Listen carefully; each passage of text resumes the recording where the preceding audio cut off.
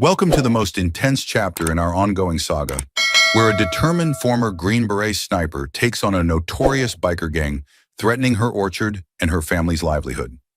Imagine dozens of roaring motorcycles flooding into a quiet Montana valley, only to be met by someone with the training and courage to stop them in their tracks.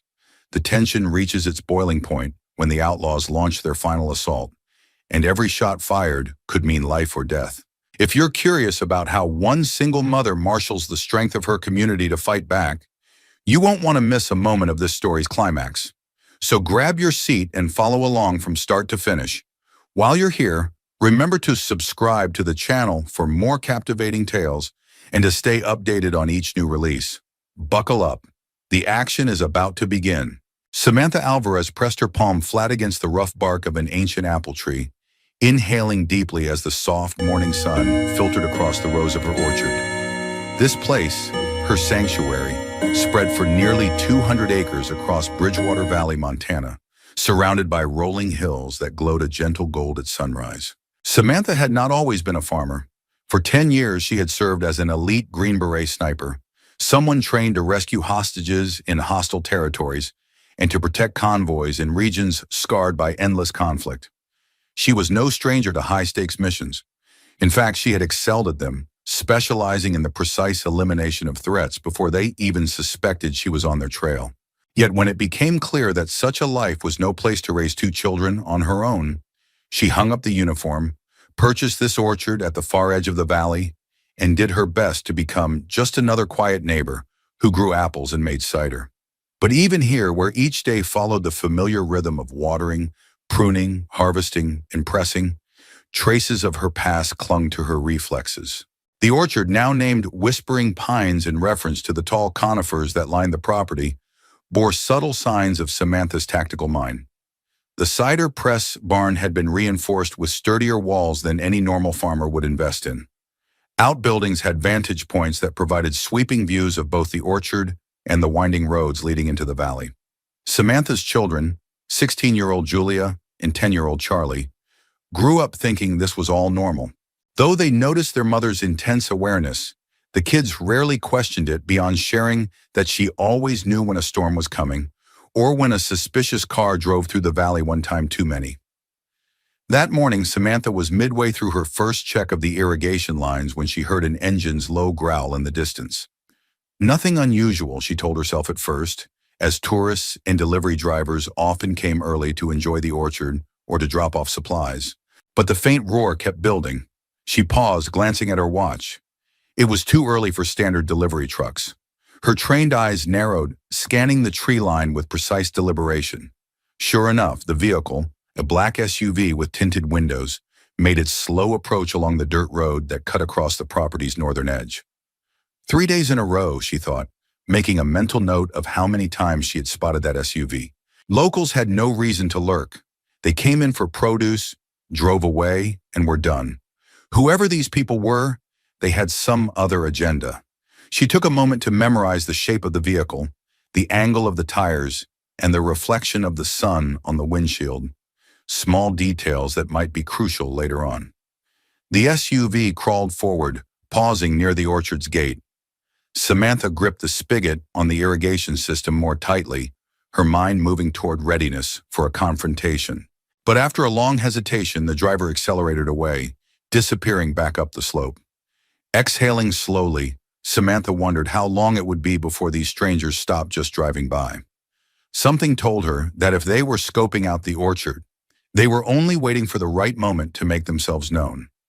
Julia appeared between the rows of apple trees, her tall figure weaving through the neat lines as she waved a smartphone in her hand. At 16, she carried herself with a blend of teenage energy and a maturity that sometimes surprised Samantha. Though she lacked her mother's extensive military training, Julia had picked up on the orchard's silent cues. She recognized when her mother's shoulders tensed or when her gaze flicked toward the ridge. Despite being a teenager preoccupied with homework, sports practice, and an after-school job at the local diner, Julia knew exactly when something was amiss in her mother's eyes. "Mom," she called out, a hint of alarm coloring her tone. "Anthony Wong just called from the general store. He said some bikers came in late last night, asking a bunch of questions about the orchard. They were wearing matching jackets, onyx vipers or something like that. He wanted to let you know. The mention of a biker gang name made Samantha's heart thump once, hard before she steadied it. It wasn't that she was afraid. Her training had dealt with opponents far more dangerous and well-armed than a local motorcycle club, but she was protective of her children and cautious about anything that threatened their quiet life. The orchard had become her fortress of peace and her children's sanctuary, far removed from the nightmares she had witnessed overseas. Julia continued, "They were asking who owns Whispering Pines, if you're behind on any payments, and how big the place is. Mr. Wong said they also wanted to know how much cider we produce each season. It's not normal, right?" Samantha brushed a stray strand of dark hair from her face, maintaining a calm expression. Internally, though, her pulse thrummed with old instincts. "You're right. It's not normal. Let's head back toward the barn, gather Charlie, and see what we're dealing with." As if on cue, 10-year-old Charlie jogged around the corner with a red bucket in one hand. Behind him trotted their Australian cattle dog, Scout, whose alert ears were pricked forward. Charlie's hair ruffled in the cool breeze, and Samantha noticed how serious his young face had grown. He had that same look Julia had, an unspoken awareness of shifting tension. Scout let out a low growl, as though he, too, sensed a presence in the orchard that didn't belong. Samantha gave her son's shoulder a gentle squeeze, noting that the dog was staring up the ridge. "Take Scout and your sister to the barn," she said. "Put things away for the day. I'm going to head into town. Anthony might have more details and we should be ready for anything." Without questioning, Charlie nodded, and Julia corralled him toward the barn. Samantha watched her children go, that old, familiar protectiveness swelling in her chest. She had moved here precisely to give them a stable home, far from the chaos of her old life. Now that security felt threatened, and she would not wait passively to see what happened next. The dusty road into Bridgewater's small downtown area wound along the valley floor, passing fenced-in cattle pastures, a few rundown barns, and clusters of modest homes. On either side, pine-covered slopes rose toward rugged mountain peaks. The early morning sun highlighted each ridge in a gentle wash of gold. Normally, Samantha would have enjoyed the drive, perhaps remembering the orchard's progress, or thinking of new cider recipes to test for the upcoming autumn fair. Instead, her mind swirled with contingencies. If these bikers were truly onyx vipers, how would they escalate pressure? Intimidation was usually the first step. Then came threats. Finally, they moved in aggressively once they determined their target was vulnerable. At the far end of Bridgewater's main street stood the general store, a squat brick building that had served the valley since pioneer days. People said it predated the official founding of the town by at least a decade, with old logs from a century ago forming part of the foundation. Anthony Wong, the store's current owner, had a wide smile that set people at ease, a knack for remembering exactly what brand of flour you preferred, and a general goodwill that made him a beloved figure. Samantha parked her pickup and stepped inside, the bell over the door jangling softly. Anthony stood behind the counter, restocking a shelf of canned vegetables. When he saw Samantha, he set the cans aside and lowered his voice. "Morning, Ms. Alvarez. Heard about the folks who've been snooping around your orchard. These bikers were here last night, just as I was locking up. 4 of them, each wearing the same black leather vest with a cobra emblem in silver stitching. They asked all about you." She nodded. "Julia said they inquired about the orchard size, ownership, how much cider I make. Anything else that stood out?" Leaning forward, Anthony glanced toward the entrance, making sure no one was eavesdropping. "Yes, they asked if your orchard is financially stable. One of them made a point to ask if you had any debts or trouble paying the mortgage. I told them you were doing just fine, but they didn't seem happy to hear that." He shrugged. "I also heard them muttering about someone named Crusher, but I couldn't catch more." The name hung in the air, resonating with Samantha's awareness that a threat had emerged from a potentially larger network of criminals. Biker clubs sometimes operated on the fringes of small towns. Some were harmless, but certain chapters or expansions specialized in extortion, property theft, and intimidation. This apparently was the latter sort. "Thank you for letting me know," she said quietly. "If they come back, don't tell them anything else. Just keep an eye out. I don't want you or anyone else in the valley to get hurt." Anthony folded his arms, a faint frown lining his face. I've got a feeling these men aren't here to make friendly deals, Ms. Alvarez. You be careful too. Before leaving, Samantha stocked up on supplies, extra canned goods, some bulk flour, a few hardware items that might come in handy if the orchard needed reinforcing. As she loaded her truck, her mind shifted to Sheriff Delgado, an older man who had served the valley for decades. If trouble was brewing, she needed him in the loop. However, a small, niggling voice in her head reminded her that small-town police departments often lack the resources or willingness to stand up to well-organized criminal enterprises. She tried to handle it diplomatically first, but her instincts told her she might soon need to rely on her old skill set in a much bigger way. Sheriff Armando Delgado's office embodied a sense of timelessness with its worn leather furniture, scratchy radio, and a pot of coffee perpetually steaming in the corner. Beneath framed certificates and old photos of rodeo champions hung a service plaque commemorating 30 years of law enforcement in the region. Delgado, a man in his late 50s, greeted Samantha with a warm smile and a handshake that spoke of familiarity. There weren't many single mothers in Bridgewater who ran large-scale orchards, and fewer still who exuded Samantha's quiet intensity. When she explained that she believed a biker club called the Onyx Vipers was snooping around her property, Delgado's cheerful demeanor vanished. He scratched his salt and pepper mustache, sighing. I've heard rumors about a gang expanding from Nevada into parts of Montana. Not sure if it's the same one, but they go for small businesses, especially if there's a chance of a forced sell or an easy extortion racket. With a hesitant frown, he rolled a pencil between his fingers. We don't have evidence of any crimes yet. They come in on bikes, fill up at the gas station, buy a burger, and head out. Nothing we can pin on them unless they make a real move. Samantha knew that was likely the official line. I can appreciate that. But they've definitely been scoping out my orchard, and they've asked about debts. Delgado cocked an eyebrow. Your orchard's doing all right, financially speaking? Yes, she replied. I got a good deal from the previous owner, and thanks to the last harvest season, I'm in a decent spot. She paused. But the orchard isn't the only thing they could threaten. If they get the impression they can bully me, or the town, they'll escalate quickly. The sheriff nodded, scribbling a note on a pad.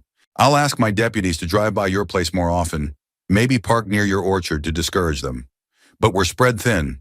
There's me, 2 full-time deputies, and a part-timer who helps on weekends.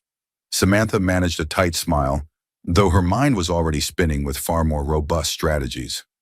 I understand. I just wanted to keep you informed. As she left the station, Delgado followed her onto the cracked sidewalk, lowering his voice. Look, Ms. Alvarez, I've been around long enough to know a military veteran's stance when I see one. I'm guessing you can take care of yourself better than most folks in these parts. Just don't let it escalate if you can avoid it, okay? I don't want anybody hurt. She met his gaze squarely, thinking of her children and all the orchard represented. Same here, Sheriff. Thank you. Walking to her truck, Samantha felt a twinge of regret for not revealing her special forces background in detail. But she had always preferred anonymity. She wanted no special treatment or local gossip. Deep down, though, she sensed that if the Onyx Vipers decided to move in force, the sheriff's small department would be outmatched. And that meant the responsibility to defend her land and her kids would fall squarely on her shoulders. By the time Samantha returned to Whispering Pines Orchard, midday sun cast short shadows beneath the apple trees. She parked the truck near the cider press barn, listening to the crisp sounds of leaves rustling in a slight breeze. For a moment, the valley felt peaceful, as though the threat she sensed had drifted away with the wind. But the tension in her back refused to fade, and Scout's low, impatient bark broke the illusion of calm.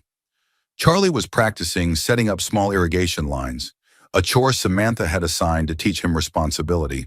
When he noticed her, his eyes lit up, reflecting that boyish enthusiasm she treasured. Mom, did Anthony have any news? She crouched down to scratch Scout behind the ears. The dog had been pacing near the barn door, occasionally looking off into the distance. Anthony confirmed some bikers were asking questions. Sheriff Delgado knows too. For now, everything's calm, but we have to be ready. Charlie pursed his lips, like he was trying to be braver than his 10-year-old self. Should we hide? I mean, the orchard is big. Maybe we can... She placed a hand on her son's shoulder. We're not hiding. We're just being prepared. Leaning closer, she added in a reassuring tone, "This is our home, Charlie. No one is taking it from us." Julia stepped out from the barn where she was labeling cider barrels for shipment. "Mom, I saw a couple of bikers riding by earlier. Maybe an hour ago. They didn't stop, but they slowed down right near our entrance. I wrote down their license plate numbers, just in case." "Good thinking," Samantha said, giving her daughter a faint smile that masked deeper worry. "Keep that list. We might need it if they come around again." Inside the cider press barn, Samantha took a moment to push a hidden latch behind a row of barrels. A section of wooden wall slid aside, revealing a concealed space about 4 feet wide and 8 feet tall. Within it stood a locked metal cabinet, which she opened with a key from around her neck. Her old sniper rifle, carefully oiled, rested inside. Along with the rifle were boxes of ammunition, a sidearm and gear she had once used for infiltration and reconnaissance. She stared at these tools, remembering the sense of duty and clarity that came with them. This was not a life she had ever wanted to revisit, especially in front of her children. But if push came to shove, she would do whatever it took to keep her family safe. Julia's voice echoed in from the barn's main area, telling Charlie something about the next wave of pressing they needed to do. Samantha gently closed the metal cabinet and slid the wall panel back in place. Quietly, she told herself that these onyx vipers would not back down without testing her resolve. She only hoped they would test it in a way that did not endanger the entire town. Because if she had to defend this orchard at gunpoint, she would, and she would do it without hesitation. 2 days passed without any direct confrontation, though Samantha spotted the black SUV twice more and saw different motorcycles cruising slowly by the orchard's main entrance. She tried to keep life as normal as possible for Julia and Charlie. They still did their chores, attended school, and helped around the orchard. Yet even Charlie sensed that tension crackled in the air like a distant thunderstorm. Julia seemed almost hyper-aware, glancing toward the road every time she heard an engine. On the third afternoon, Samantha decided to bake pies for the local diner. The orchard's apples had a bright, tart flavor that made them popular, and baking had always been her way of maintaining calm in the face of swirling uncertainty. Her mother once told her that focusing on a recipe's details could be like a soothing meditation, bridging the gap between chaos and order. So Samantha peeled apples, measured sugar and cinnamon, and kneaded homemade crust, all while her mind tallied security updates. New tire tracks on the far side of the property, a suspiciously parked vehicle near the highway turnoff. A group of unfamiliar riders rumored to be setting up in the next county. She was placing the last pie in the oven when her phone buzzed with a text from Anthony Wong. "Onyx Vipers at my store. Asking more questions. Might be heading your way." Samantha set aside the apron, adrenaline pooling in her veins. She walked outside and took up a discreet position by the tree line, scanning the main road with binoculars. Sure enough, a line of 5 motorbikes roared into view a few minutes later, led by a tall, broad-shouldered man whose vest bore a large silver and black cobra patch with the word Onyx emblazoned above it. He slowed the group right at her driveway. From Samantha's vantage point, she could see them clearly. Their leader lifted his helmet visor, revealing a deep scar that ran from temple to jaw. Crushing intensity glinted in his eyes, the look of someone who had no qualms about violence. This had to be Crusher, the one Anthony mentioned. He slid off his bike and gestured for the others to wait. The group let their engines idle, a reverberating growl that rattled through the orchard. It was a blatant show of intimidation, 5 heavy machines revving in the quiet serenity of farmland. Samantha set the binoculars aside, pulled her hair back into a practical ponytail, and approached them along the dirt drive. Her posture was relaxed, but each step was measured. She had faced warlords and mercenaries in foreign deserts. She would not be cowed by a group of biker enforcers in her own backyard. As she neared, she made note of each man's stance, scanning for concealed weapons, reading their body language the way a soldier interprets terrain. Crusher stared straight at her, arms crossed over his chest, lips parted in a thin, chilling smile. "Afternoon," Samantha said, letting her voice carry a polite yet no-nonsense edge. "Can I help you, gentlemen?" The man with the scar took one step closer.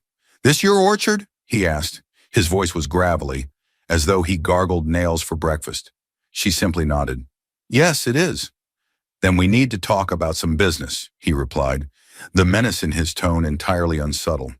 The silence that followed Crusher's statement stretched under the high, cloudless sky.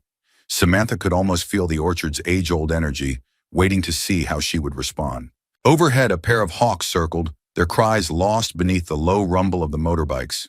One of the other riders, a lanky man with greasy hair and a patch that read "snakebite," slid a foot forward as though itching to move closer. Samantha's gaze flicked briefly to him. She clocked the faint bulge under his vest and surmised he was carrying a sidearm. Another man to Crusher's right looked older, with pockmarked skin and a patch that read "Steel Claw." His stance was wide and stable. Maybe ex-military, or at least someone who knew how to handle a fight. Samantha's instincts told her these men had come prepared for violence, but they wanted to gauge her reaction before making a move.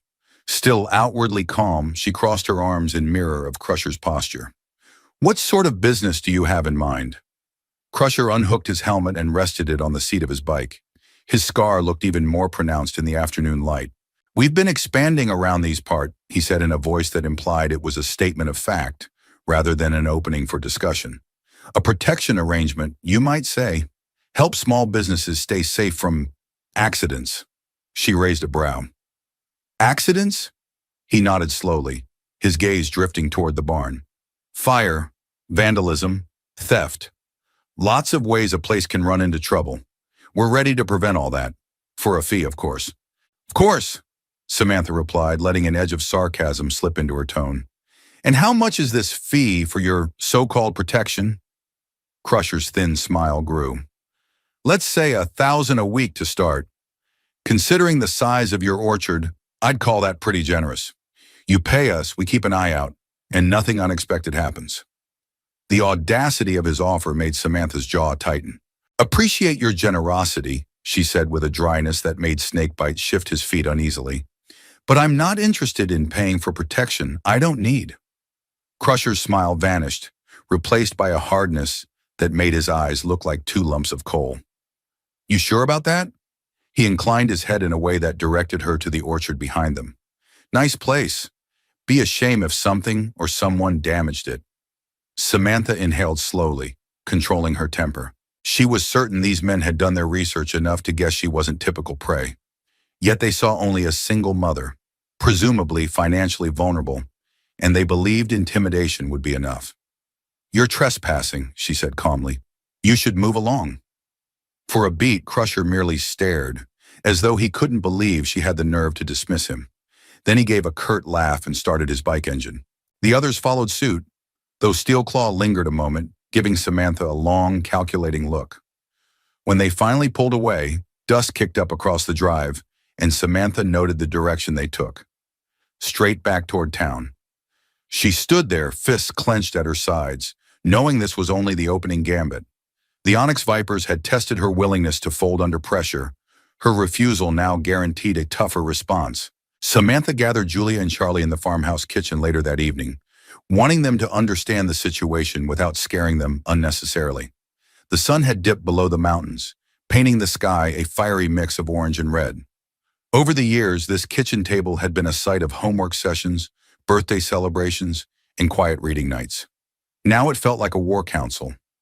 Julia sat with her arms crossed, determined not to look afraid. "They just rode up here and threatened you?" she asked, eyes flashing with indignation. Charlie swallowed hard.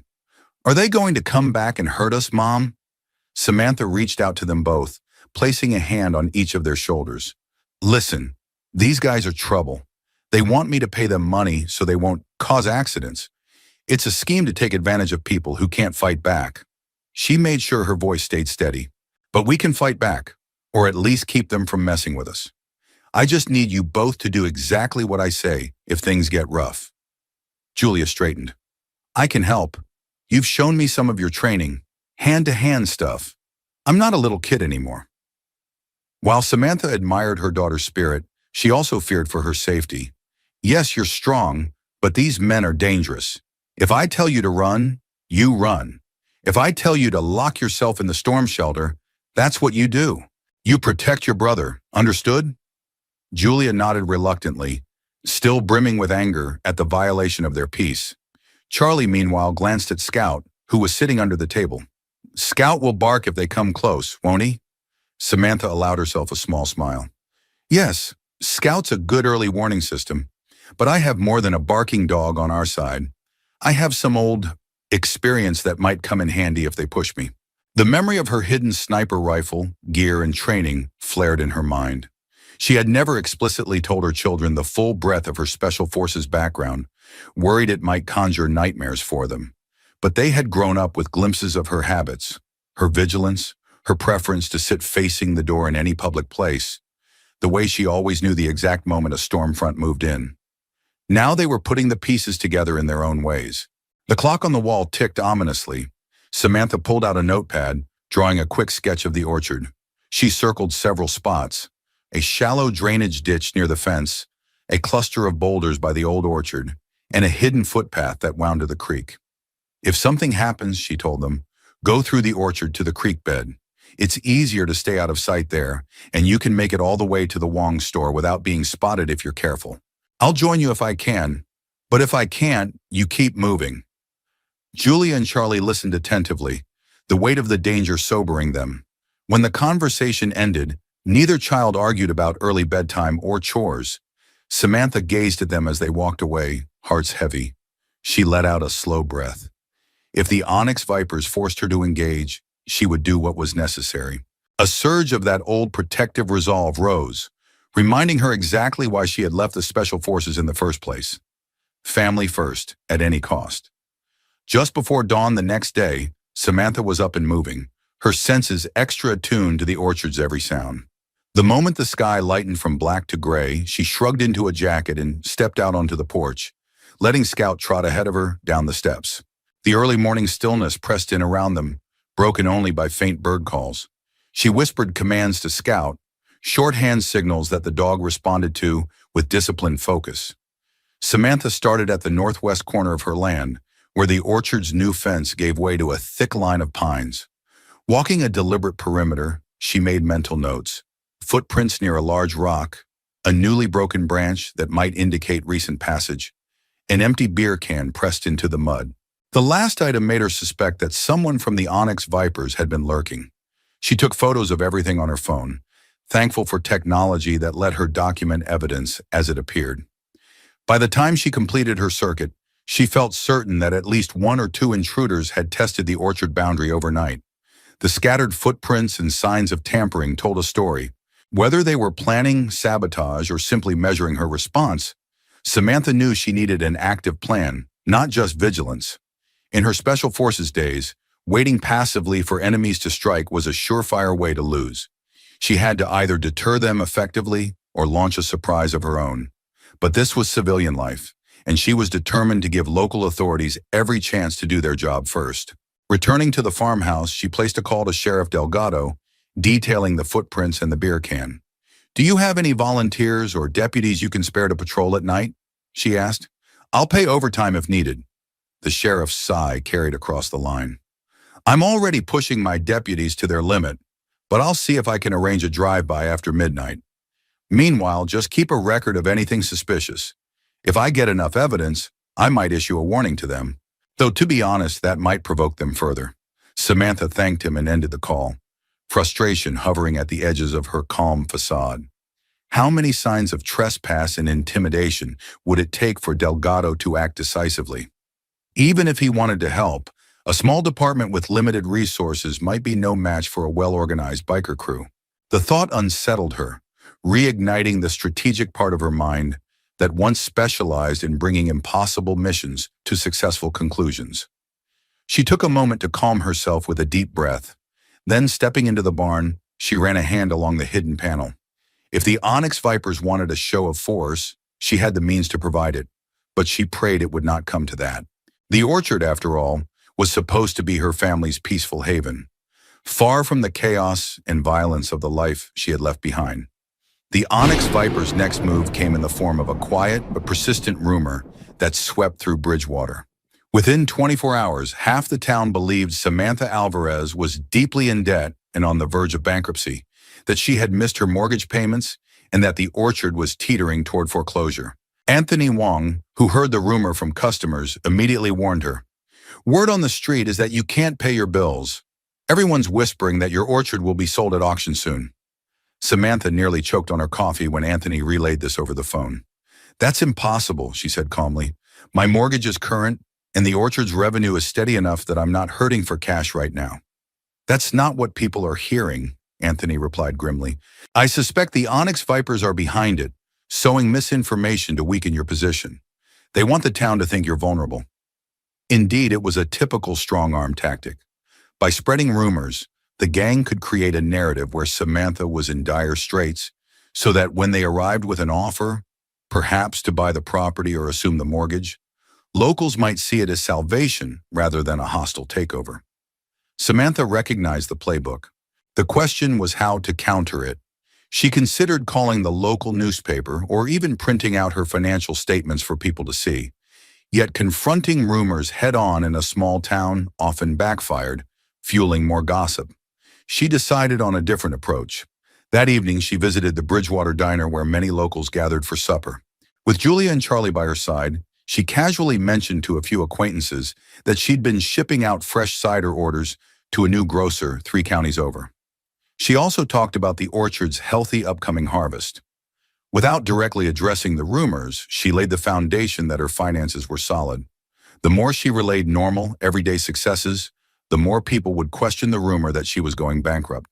Meanwhile, as dust settled over the town, Samantha noticed a trio of bikers parked across the street, watching the diner. Crusher was not among them, but Snakebite was. He locked eyes with her once through the plate glass window, smirking confidently as though everything were going according to plan. Samantha returned his stare, refusing to show fear. The tension weighed heavily in the air, and Julia caught it, nudging her mother. Samantha simply shook her head, letting her daughter know not to react. When the Alvarez family left the diner, they did so calmly, stopping to chat with neighbors while ignoring the bikers altogether.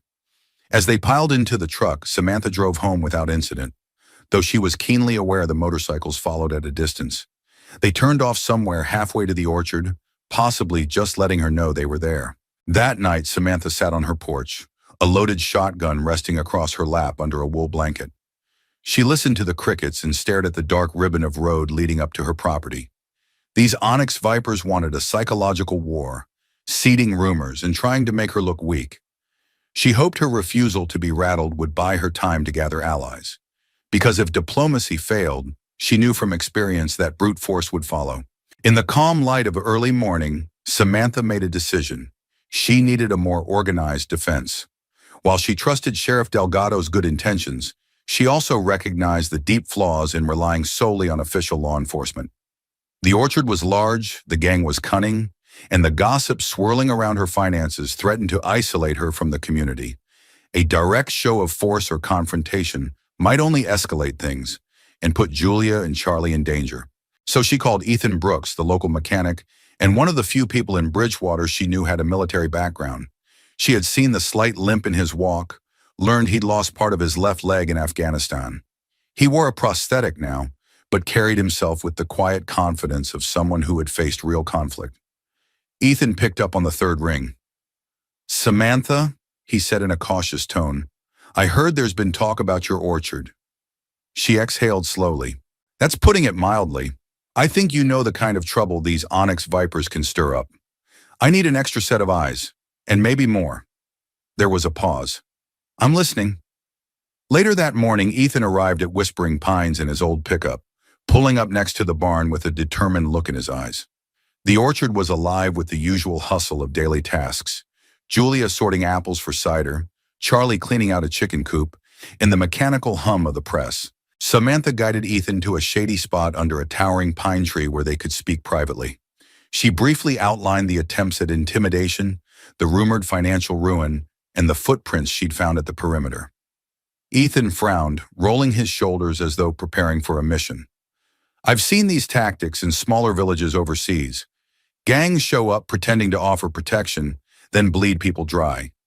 Eventually, the property owners either leave or become part of the racket." Samantha nodded. "Exactly. I'm not leaving, so I'm afraid they'll escalate." Ethan studied her for a moment, his gaze flicking over the orchard's tidy rows of trees and the structure of the barn. "You've done some pretty solid reinforcing," he observed. "I can guess that's not standard for a cider operation." She gave a non-committal shrug. Some training before I settled here. Figured I'd be prepared for trouble. A respectful look passed between them. Neither asked direct questions about the other's service, but the mutual understanding was clear. We should plan a perimeter watch, Ethan offered. I can help you create deterrence. Maybe motion lights, cameras, discrete lines of sight. If they realize you're not an easy target, they might think twice. Samantha silently approved of his measured approach. Sometimes overt aggression could provoke an early assault, but subtle signs of a strong defense could make enemies more cautious. Let's do it, she agreed, at least until these guys decide to move on. They spent the next few hours walking the orchard, discussing vantage points, potential ambush zones, and safe pathways for her children. If the Onyx Vipers thought Samantha was just a lonely orchard keeper ripe for the picking, they were about to discover that this quiet piece of farmland was more securely guarded than it looked.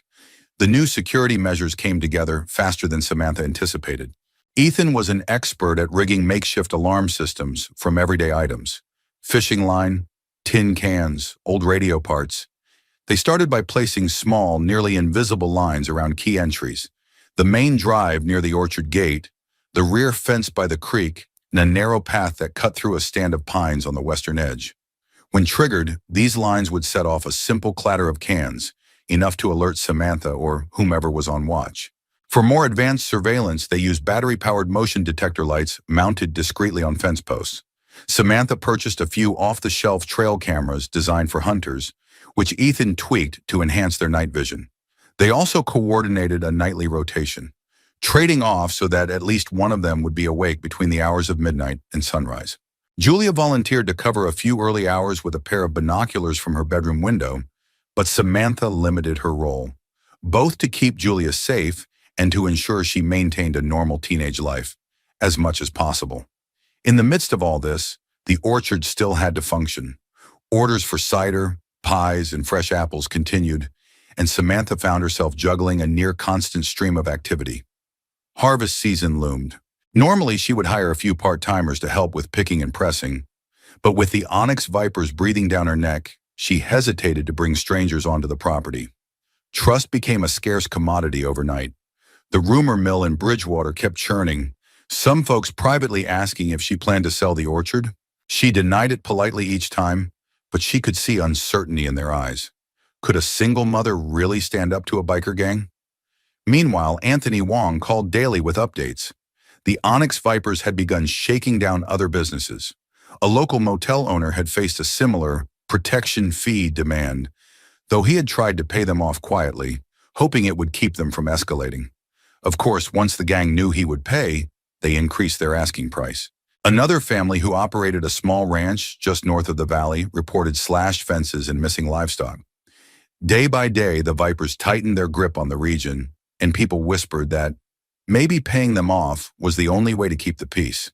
Ethan and Samantha had different ideas. After a week of improved security drills, Ethan pulled out a battered old notebook over coffee at the farmhouse. He showed Samantha a set of notes about how insurgent groups overseas had been effectively countered when locals banded together. If people around here realize that the orchard isn't backing down, maybe they'll be inspired to do the same, he suggested. Gangs like these rely on dividing communities through fear. Samantha rubbed her temples. I want to help, but this orchard is my main concern. If I go around telling people to pick up arms, that might make me look like a vigilante or a troublemaker. And if the sheriff doesn't want us to escalate? Ethan shrugged. We don't need to go riling people up. Maybe we just need to show them you won't fold. That might be enough of a spark. Because if you stand firm here, and the Onyx Vipers can't break you, it sends a clear message to everyone else in Bridgewater. These bullies aren't invincible. Samantha mulled that over. It felt like standing on the edge of a cliff. She had moved here to escape conflict, not incite it, but she also knew that surrender wasn't an option. Her kids depended on her resolve. Quietly, she looked out the window, watching Julia coax Charlie into practicing his reading. Scouts lay at their feet, dozing contentedly. Her orchard was worth defending at all costs, and if that meant using her old training, so be it. Late on a moonless night, Samantha and Ethan conducted their first real test of the orchard's new defense systems.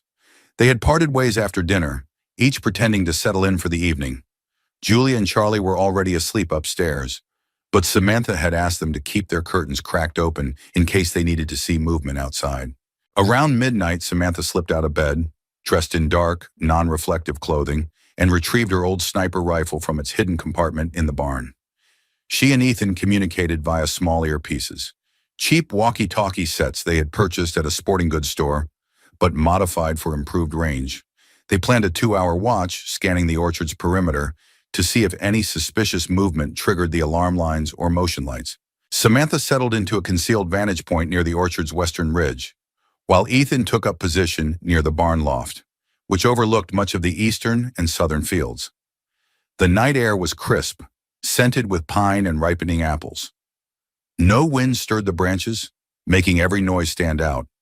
Samantha could hear the rhythmic chirping of crickets, occasionally interrupted by the distant howling of a coyote.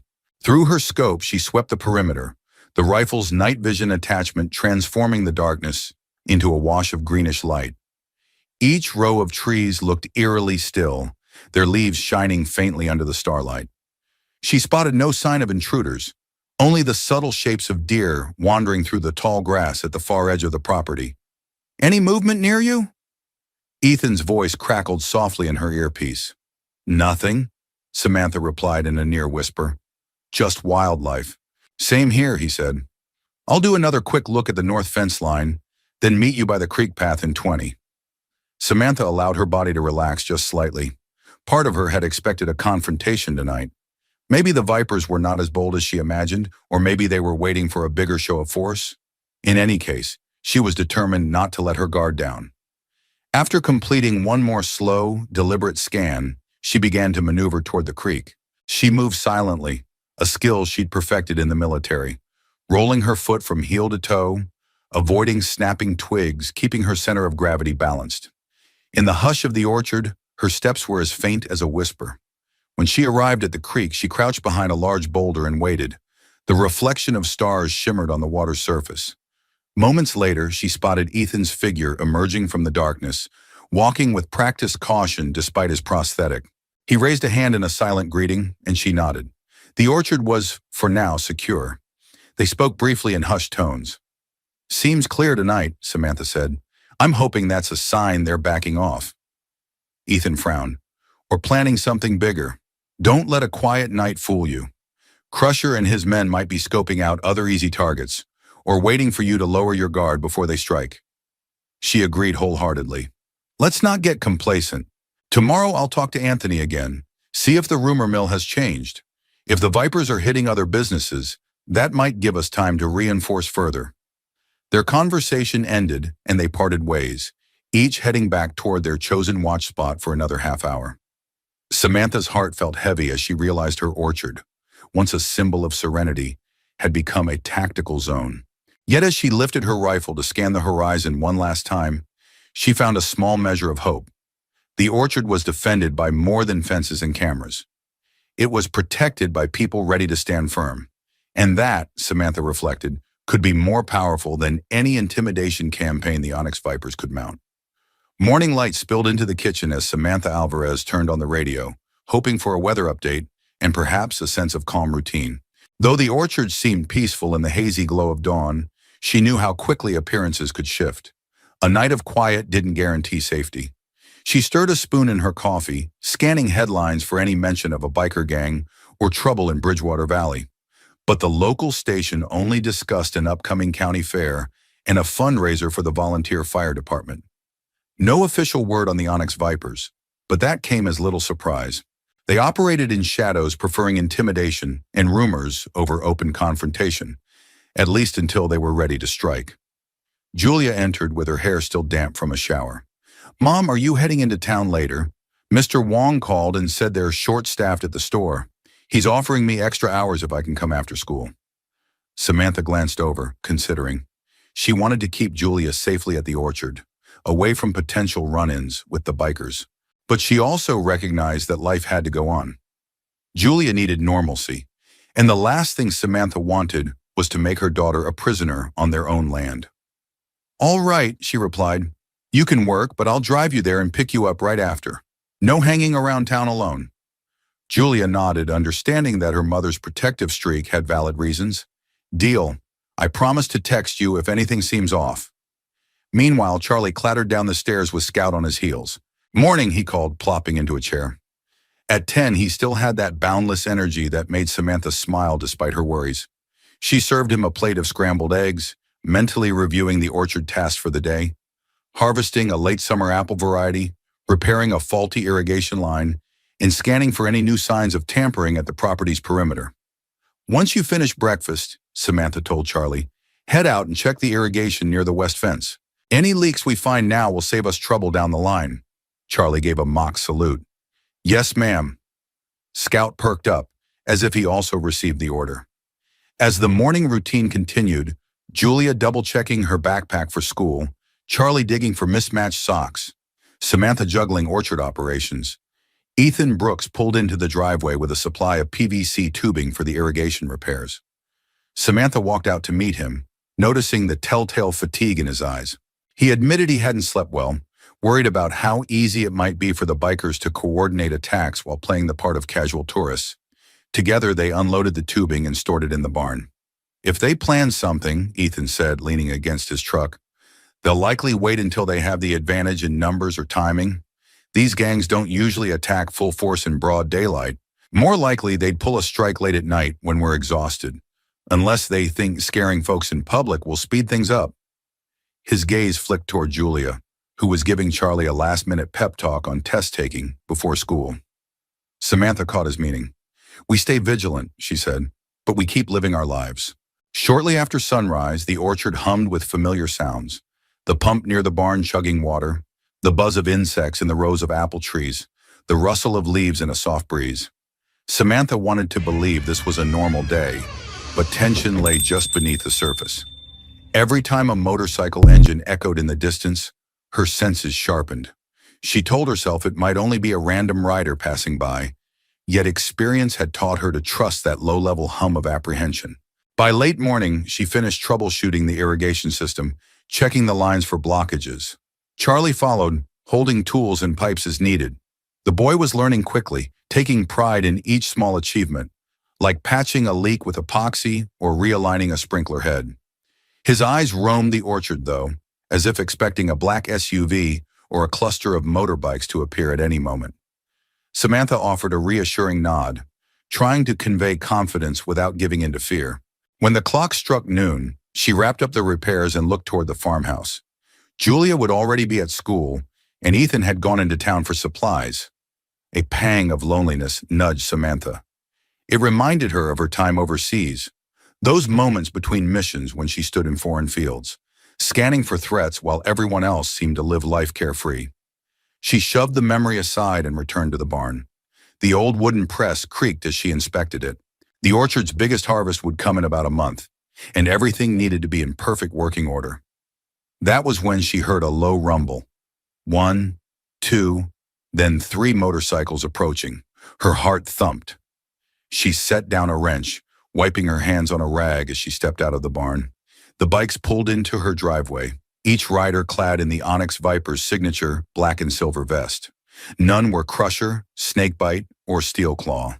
These appeared to be younger recruits. Still, their expressions and body language suggested they were here for business, not a friendly hello. Samantha planted herself by the barn door, crossing her arms. "You're on private property," she called. "Is there something you need?" The tallest of the 3, a lanky man with a shaved head, removed his helmet. "Boss wants to talk to you," he said in a flat voice. "Says it's time to reconsider his offer." Her lips tightened. "And where is your boss?"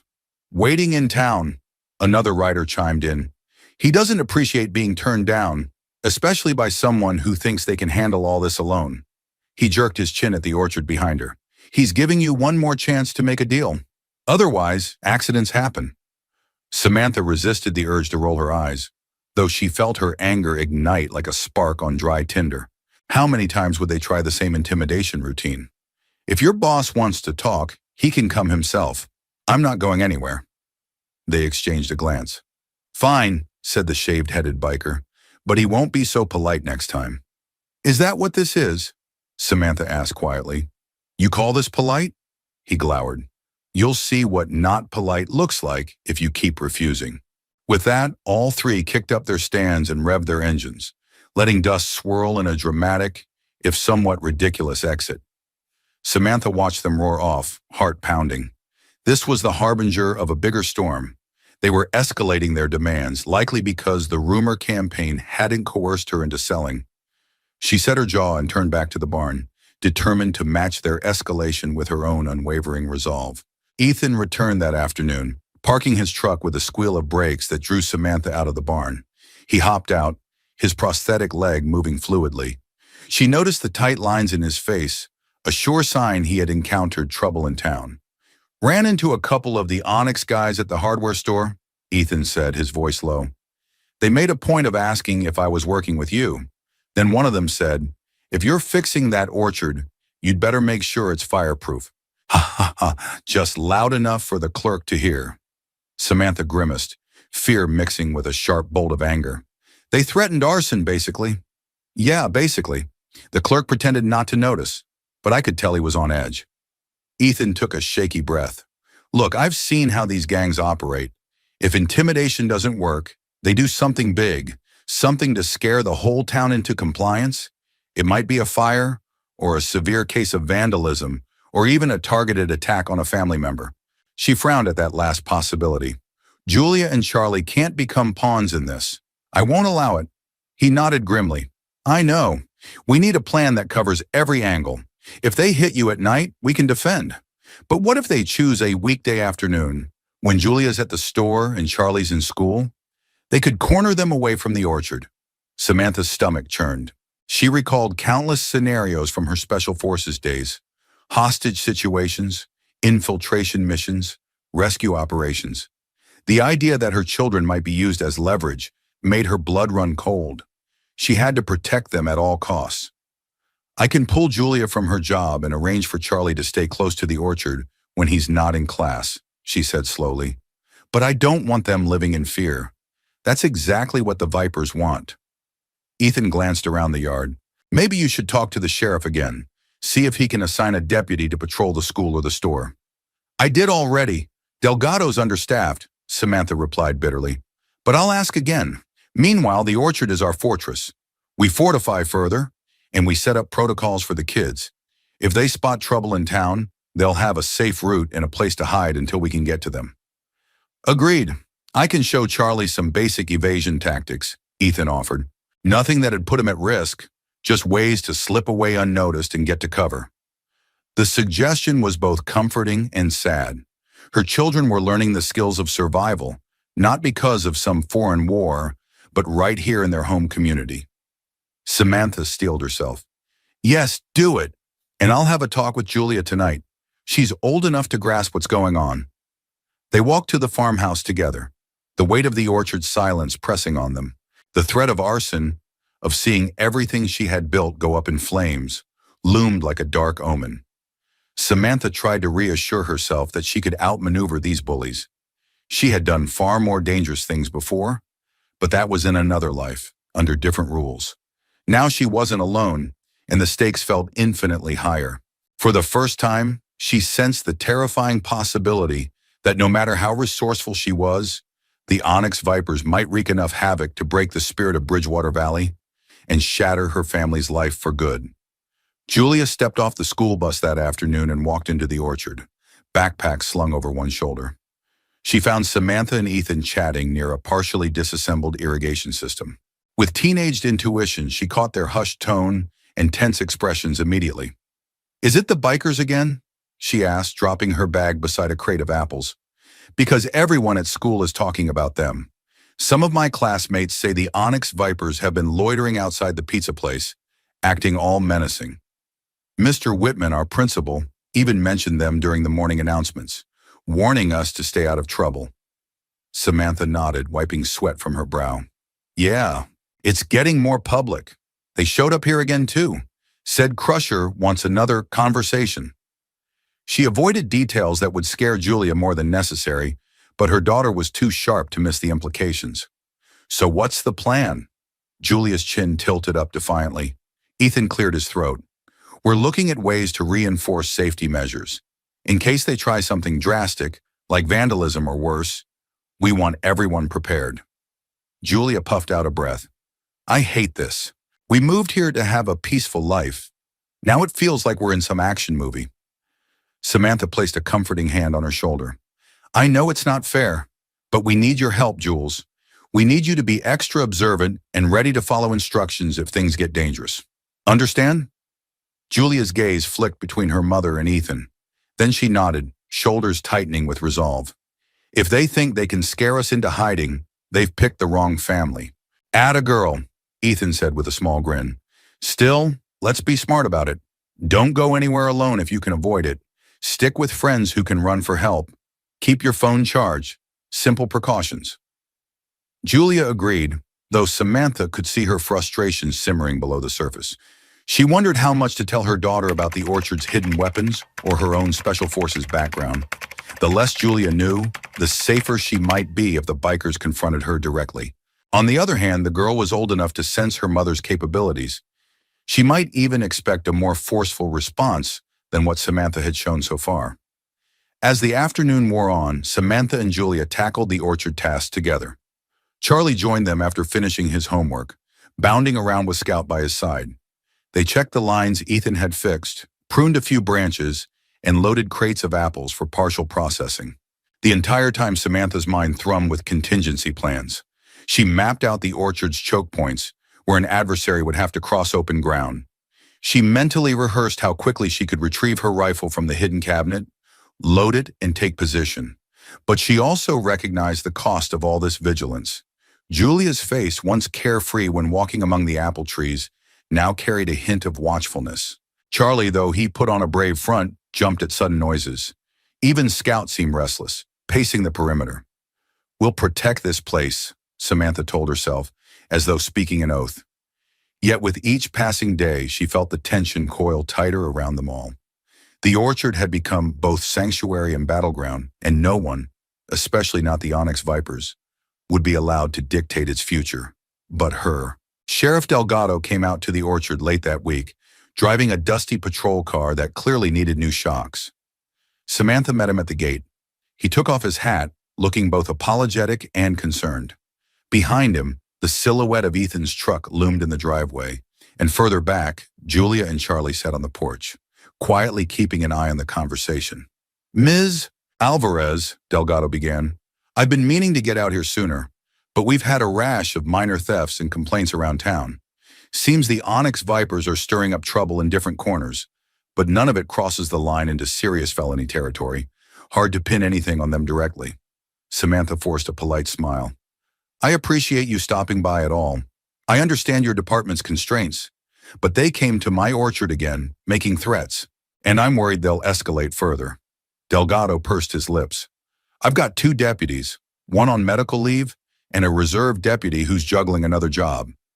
I can't put a protective detail out here 24/7, but I can do extra patrols around dusk and dawn. Let's just hope that deters them. Her frustration simmered. She had hoped for more tangible support, maybe a thorough investigation or direct confrontation. But Delgado's hands were tied by limited manpower and a system that required clear evidence before action. I do appreciate what you can do, she said. Just be aware that if they escalate, I'll defend my property and my family. Delgado's gaze held hers, a flicker of understanding in his eyes. I don't doubt your resolve or ability. Just be careful. The Vipers are known for retaliating hard when pushed. His voice dropped as he stepped closer. Listen, there's also word that Crusher, real name Brant Cushing, is ex-military, maybe dishonorably discharged, so he might be more formidable than your average biker. Samantha's chest tightened. An ex-military gangster meant the odds of a coordinated assault were much higher. Still, she managed an even reply. Thank you for the heads up, Sheriff. With that, Delgado replaced his hat and returned to his car, promising to circle back around near dusk. Samantha watched him drive away, dust trailing on the gravel road. She felt a surge of conflicting emotions, gratitude for the man's honesty, anger at his limitations, and renewed determination to handle this herself if need be. Ethan came out from behind the barn, having overheard part of the conversation. I caught that bit about Crusher being ex-military, he said, eyes shadowed by concern. We might be dealing with someone who knows formal tactics. That changes the equation. Samantha nodded. I suspected as much when they first showed up. They move like they've had some training. Their intimidation style is too systematic. Julia and Charlie ambled over from the porch, curiosity in their expressions. Is everything okay? Julia ventured. Sheriff just confirmed we're dealing with bigger threats, Samantha said plainly. We'll keep doing what we must, but I want you both to remain extra careful. Charlie looked from Ethan to Samantha, brow knitted. If this Crusher guy is so dangerous, why doesn't the sheriff just lock him up? Ethan sighed. Because criminals like that know how to work around the law until they're ready to show their hand. We have to be vigilant. We'll protect each other. Though Charlie's eyes showed a flicker of fear, he gave a determined nod. Samantha's heart ached, wishing her children never had to grow up in the shadow of violence. But if Crusher wanted a battle, he would get one, just not the way he expected. Samantha woke in the pre-dawn darkness, an uneasy feeling gnawing at her. She slipped out of bed, threw on a jacket and boots, and made her way outside, shotgun resting lightly in her hands. The orchard was quiet, the sky just beginning to lighten with the first hints of dawn. The air felt still, too still. She circled the farmhouse, then the barn, scanning for footprints or signs of forced entry. Scout trailed her with ears perked, occasionally letting out a low growl. In the faint half-light, she spotted a piece of paper taped to the barn door. With caution, she approached, checking for any booby traps. Nothing suspicious. She snatched the note free, her pulse quickening as she read the scrawled words. Last chance to cooperate.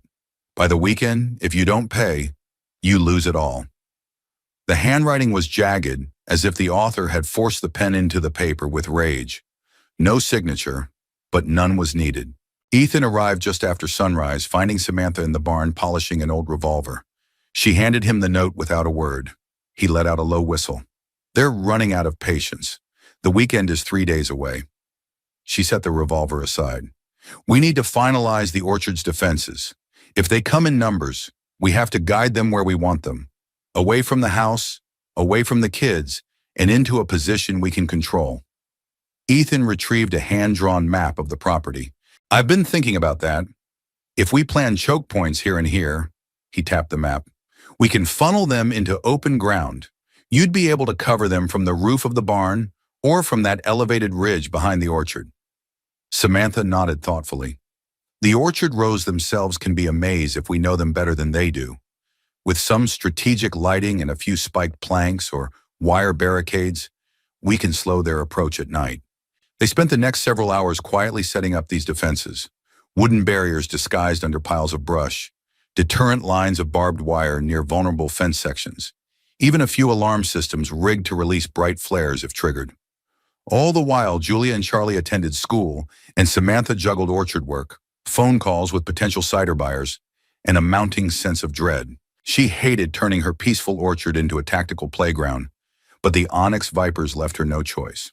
That evening, as the sky darkened, Samantha gathered Ethan, Julia, and Charlie around the kitchen table. She explained the new security measures in simple terms, carefully skipping over any gruesome possibilities. If there's trouble, the alarms will let us know. We'll meet in the barn if we can, or the storm shelter if it's too dangerous. Julia, you can handle a walkie-talkie to coordinate with me or Ethan. Charlie, your job is to stay with Scout and keep your phone on, no matter what. The children exchanged uneasy looks. Julia bit her lip. So we're really preparing for a fight. Samantha locked eyes with her daughter. I hope it doesn't come to that, sweetheart. But if it does, we'll be ready.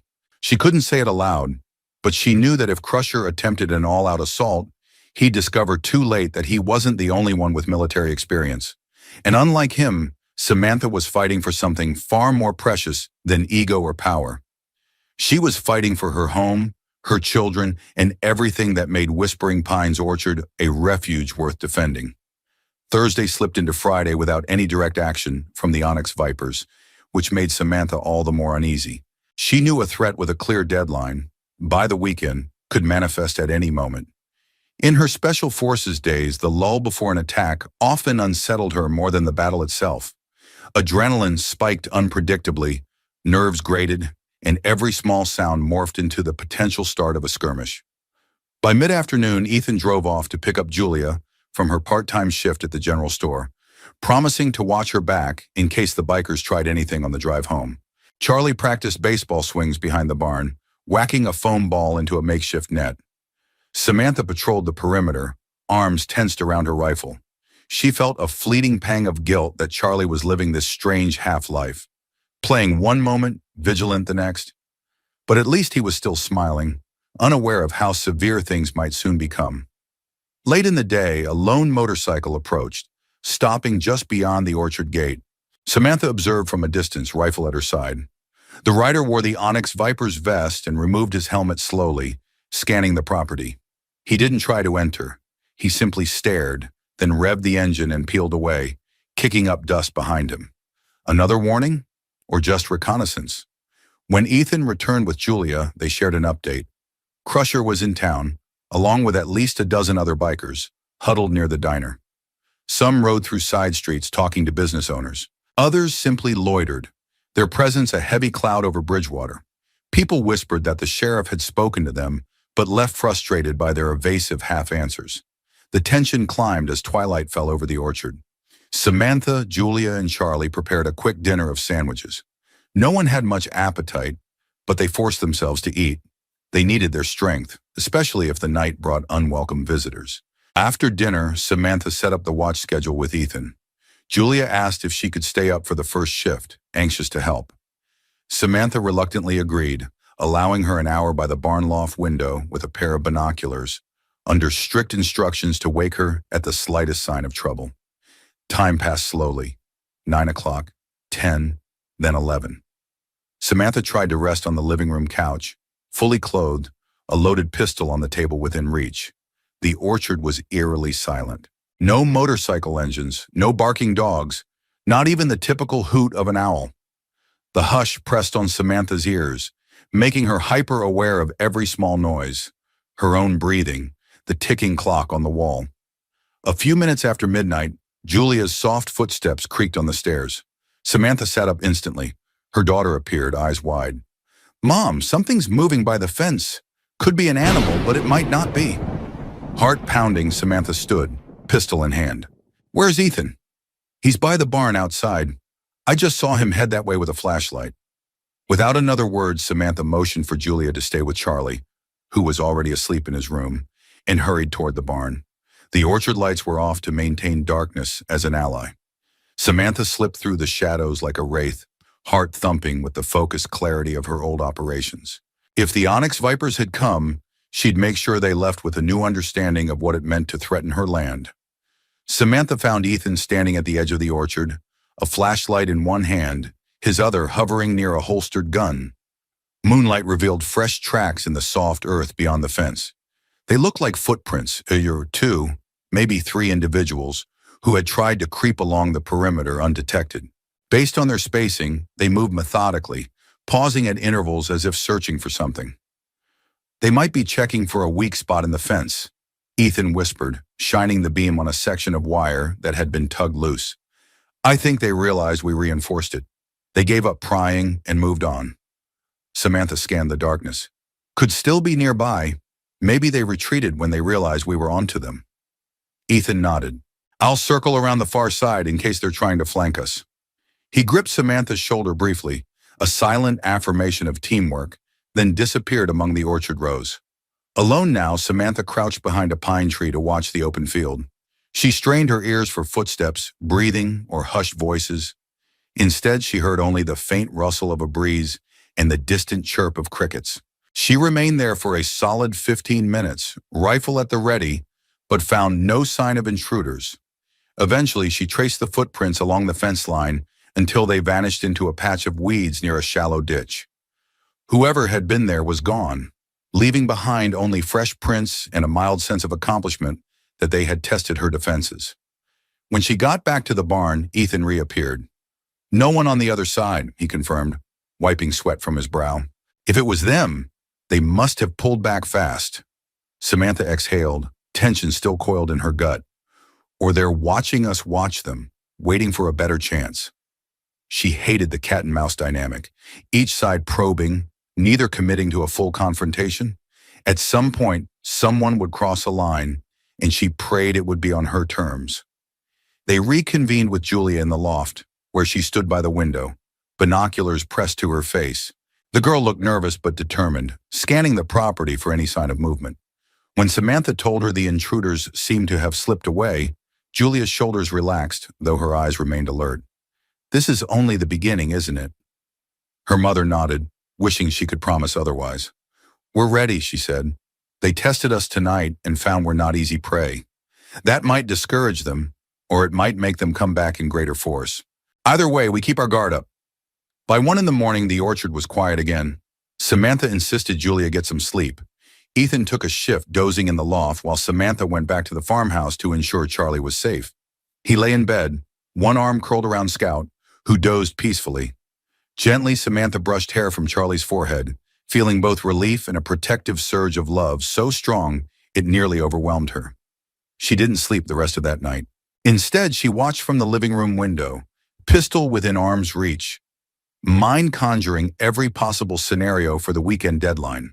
Though the orchard held still under the moonlight, Samantha understood they were in the eye of a gathering storm. The onyx vipers had tested the fence. Next time, they might test her resolve more directly, and she intended to show them exactly what she was capable of. Dawn arrived with a sky streaked in pale blues and pinks, but Samantha felt no comfort in the beauty. The orchard awakened to a normal bustle, the distant cluck of hens, the rustle of apple branches in a gentle breeze, and the persistent hum of the irrigation pump. Yet beneath this pastoral calm lay the memory of footprints by the fence. Over breakfast, Ethan recounted the evening's events to Julia and Charlie in a matter-of-fact tone, leaving out the more alarming details. "We found a couple sets of tracks near the north fence," Ethan explained, sipping coffee at the kitchen table. "No real damage, just some tampering. If you hear anything suspicious at night, let us know right away." Charlie gulped his milk, eyes wide. "What if they come when you're asleep?" Samantha rested a hand on his shoulder. "We take turns on watch, and we have Scout to alert us. Plus, we have the alarm lines. Remember, we're prepared. They're not going to catch us off guard." Julia wore a thoughtful frown. "They keep poking around, but they never do anything big. It's like they're building up to something." "I think they're waiting for the perfect time," Ethan agreed. "Crusher probably wants to show up with enough men and firepower to intimidate us into surrender without a prolonged fight." Samantha's jaw tightened. Surrender was not an option. "Let him gather men," she said quietly. "If he underestimates us, that'll be his mistake." Soon after breakfast, the usual orchard chores claimed much of the morning. Samantha worked with Julia to sort apples for pressing, while Ethan helped Charlie repair a small chicken coop that had lost a side panel. This sense of normalcy offered a brief reprieve. The orchard was, at its heart, still a place of growth, family, and honest labor. Samantha let herself enjoy that for a moment, showing Charlie how to hammer nails properly without bending them. The boy was all concentration, enthralled by the idea of building something sturdy. She couldn't help but think how unfair it was that the shadow of violence threatened to rob him of such innocence. Shortly after noon, a visitor arrived. Dr. Mara Singh, the local veterinarian who occasionally advised Samantha on livestock issues. She was a tall woman with a kind smile and keen eyes. She approached cautiously, having heard rumors about the orchard's trouble. Samantha greeted her at the gate, rifle slung over her shoulder. "Just thought I'd drop by," Mara said, "to check on that brood of hens I vaccinated last month and to see how you're holding up. The town's full of talk about the onyx vipers." Samantha offered a weary smile. "We're holding steady for now. Appreciate you coming by. I'll show you the hens." As they walked, Mara glanced around at the new security measures: barbed wire near the fence, hidden alarm lines, boarded up windows on the barn's lower level. "This place has changed since I was here last. You've turned it into a fortress." "Better safe than sorry," Samantha replied, leaving it at that. They reached the chicken coop, where Mara examined a few hens and noted their general health. In a low voice, she confided, "I've heard from some ranchers on the east side of the valley. They're being pressured too. I'm worried the bikers might do something drastic to prove their power if people keep resisting. Bridges burned, livestock killed. It wouldn't be the first time." Samantha swallowed. "I know. I'm doing all I can to prevent that." Mara finished her inspection, then rested a gentle hand on Samantha's arm. "If there's anything else you need, someone to transport supplies, Or keep an eye on your kids if things get hairy. Let me know. We all have to look out for each other." The kindness in her words warmed Samantha's guarded heart. "Thank you, Mara. It means a lot." The vet left soon after, promising to check back in a week. Samantha stared at her retreating vehicle, realizing that despite the looming threat, people in Bridgewater were rallying around her orchard. But would community support be enough against the onyx viper's looming threat of violence? That evening, a cloud bank rolled in from the west, bringing the first rumble of distant thunder. Samantha stood on the porch, the scent of ozone and damp earth filling her lungs. She welcomed the idea of rain. A wet orchard would be less flammable if the bikers truly intended to make good on their threats of arson. Still, storms brought their own risks, knocked out power, flooded sections of the property, or shorted out alarm systems. Ethan stepped up beside her, arms crossed as he watched the darkening sky. "We'll have to test the backup generator if the storm gets too strong. Don't want to lose power in the middle of a raid." Samantha nodded, glancing back to see Julia inside, texting a friend while Charlie read a comic book on the couch. She thought of how normal it all looked, yet how precarious normalcy could be. "I'll check the generator once the rain starts," she said. "See if it's running steady." Rain began to fall in heavy sheets around dusk, wind whipping across the orchard. Samantha and Ethan rushed to secure loose boards and tools. Julia and Charlie helped corral the chickens into the coop, Scout running among them, barking encouragement. Afterward, they all retreated to the farmhouse. Through the windows, flashes of lightning illuminated rows of trees bent under the assault of wind and water. As night settled, the house glowed with lanterns and flashlights, anticipating the possibility of a power outage. Samantha alternated between checking windows for intruders and confirming the orchard's security systems were still online. Thunder shook the panes, and lightning strobe-lit the yard. Every so often, she thought she saw shapes moving between the trees, but it turned out to be branches swaying in the storm. "It's a good night for them to move in," Ethan said grimly. "This weather covers a lot of noise." Samantha gripped her rifle. "Agreed, but we're watching. If they think the rain makes us let our guard down, they're wrong." Midway through the storm, shortly after 10, the power blinked out. Samantha cursed under her breath. She grabbed a flashlight and hurried to the barn with Ethan at her side, water drenching them in seconds. They found the generator set up in a lean-to, surrounded by stacked crates. The wind howled and lightning lit the sky enough to see the orchard silhouette around them. Ethan pulled the generator's cord, but nothing happened. He checked the fuel line. Someone had cut it. A single clean slice in the tubing. "Damn it," Samantha hissed. "They did this." Ethan's expression hardened. They must have snuck in right before the storm hit. Maybe those footprints we found last night weren't a random test after all. They were prepping for sabotage. Lightning split the sky, thunder cracking like artillery fire. Samantha glanced at the dark orchard, heart pounding with anger and resolve. "We won't let them corner us. Let's fix the line if we can, or rig a patch. The orchard's cameras and motion sensors need power." In the gale, they worked side by side, splicing the cut fuel line with duct tape and spare tubing. Rain pummeled them, but they managed to get the generator sputtering. A yellow glow flickered across the farmhouse windows. Samantha felt a surge of relief. The orchard wasn't defenseless, not yet, but the night was far from over. Returning to the farmhouse, soaked and shivering, Samantha found Julia and Charlie waiting anxiously in the dimly lit kitchen. "We got the generator running," Samantha announced, stripping off her dripping jacket. "But someone cut the fuel line before this storm. Keep your eyes peeled for any sign of movement." Charlie looked alarmed. "Mom, are they out there right now?" Ethan squeezed water from his hair, shaking his head. "Hard to say. If they are, they're lying low." Julia's hands gripped the edge of the kitchen counter. "Let's hope they don't try to break in," she said, her voice trembling despite her bravado. "This weather is scary enough." Samantha shot her daughter a reassuring look. "We won't let that happen, but it means we need to stay on alert. Julia, you watch from the upstairs window. Charlie, you stay here with Scout. Ethan and I will circle through the barn and orchard a few more times tonight." Thunder rattled the dishes in the cupboards, and another flash of lightning revealed the orchard in eerie, monochrome illumination. Samantha draped her wet jacket over a chair, checked the pistol at her hip, and nodded at Ethan. "Let's go." They ventured back outside, the wind lashing at them. The orchard's newly installed motion lights flickered in response to blowing branches. Rain-soaked grass squelched underfoot. Samantha moved carefully, rifle at the ready. After checking the main rows of trees, they headed for the fence where the footprints had been discovered. The area was a swampy mess, water pooling around the posts. She shone her flashlight, scanning for fresh tracks, but found nothing conclusive in the churned mud. "Could be they're waiting for the storm to pass," Ethan shouted above the roar of the wind. "Or maybe their sabotage was enough for one night." Samantha nodded, wiping rain from her eyes.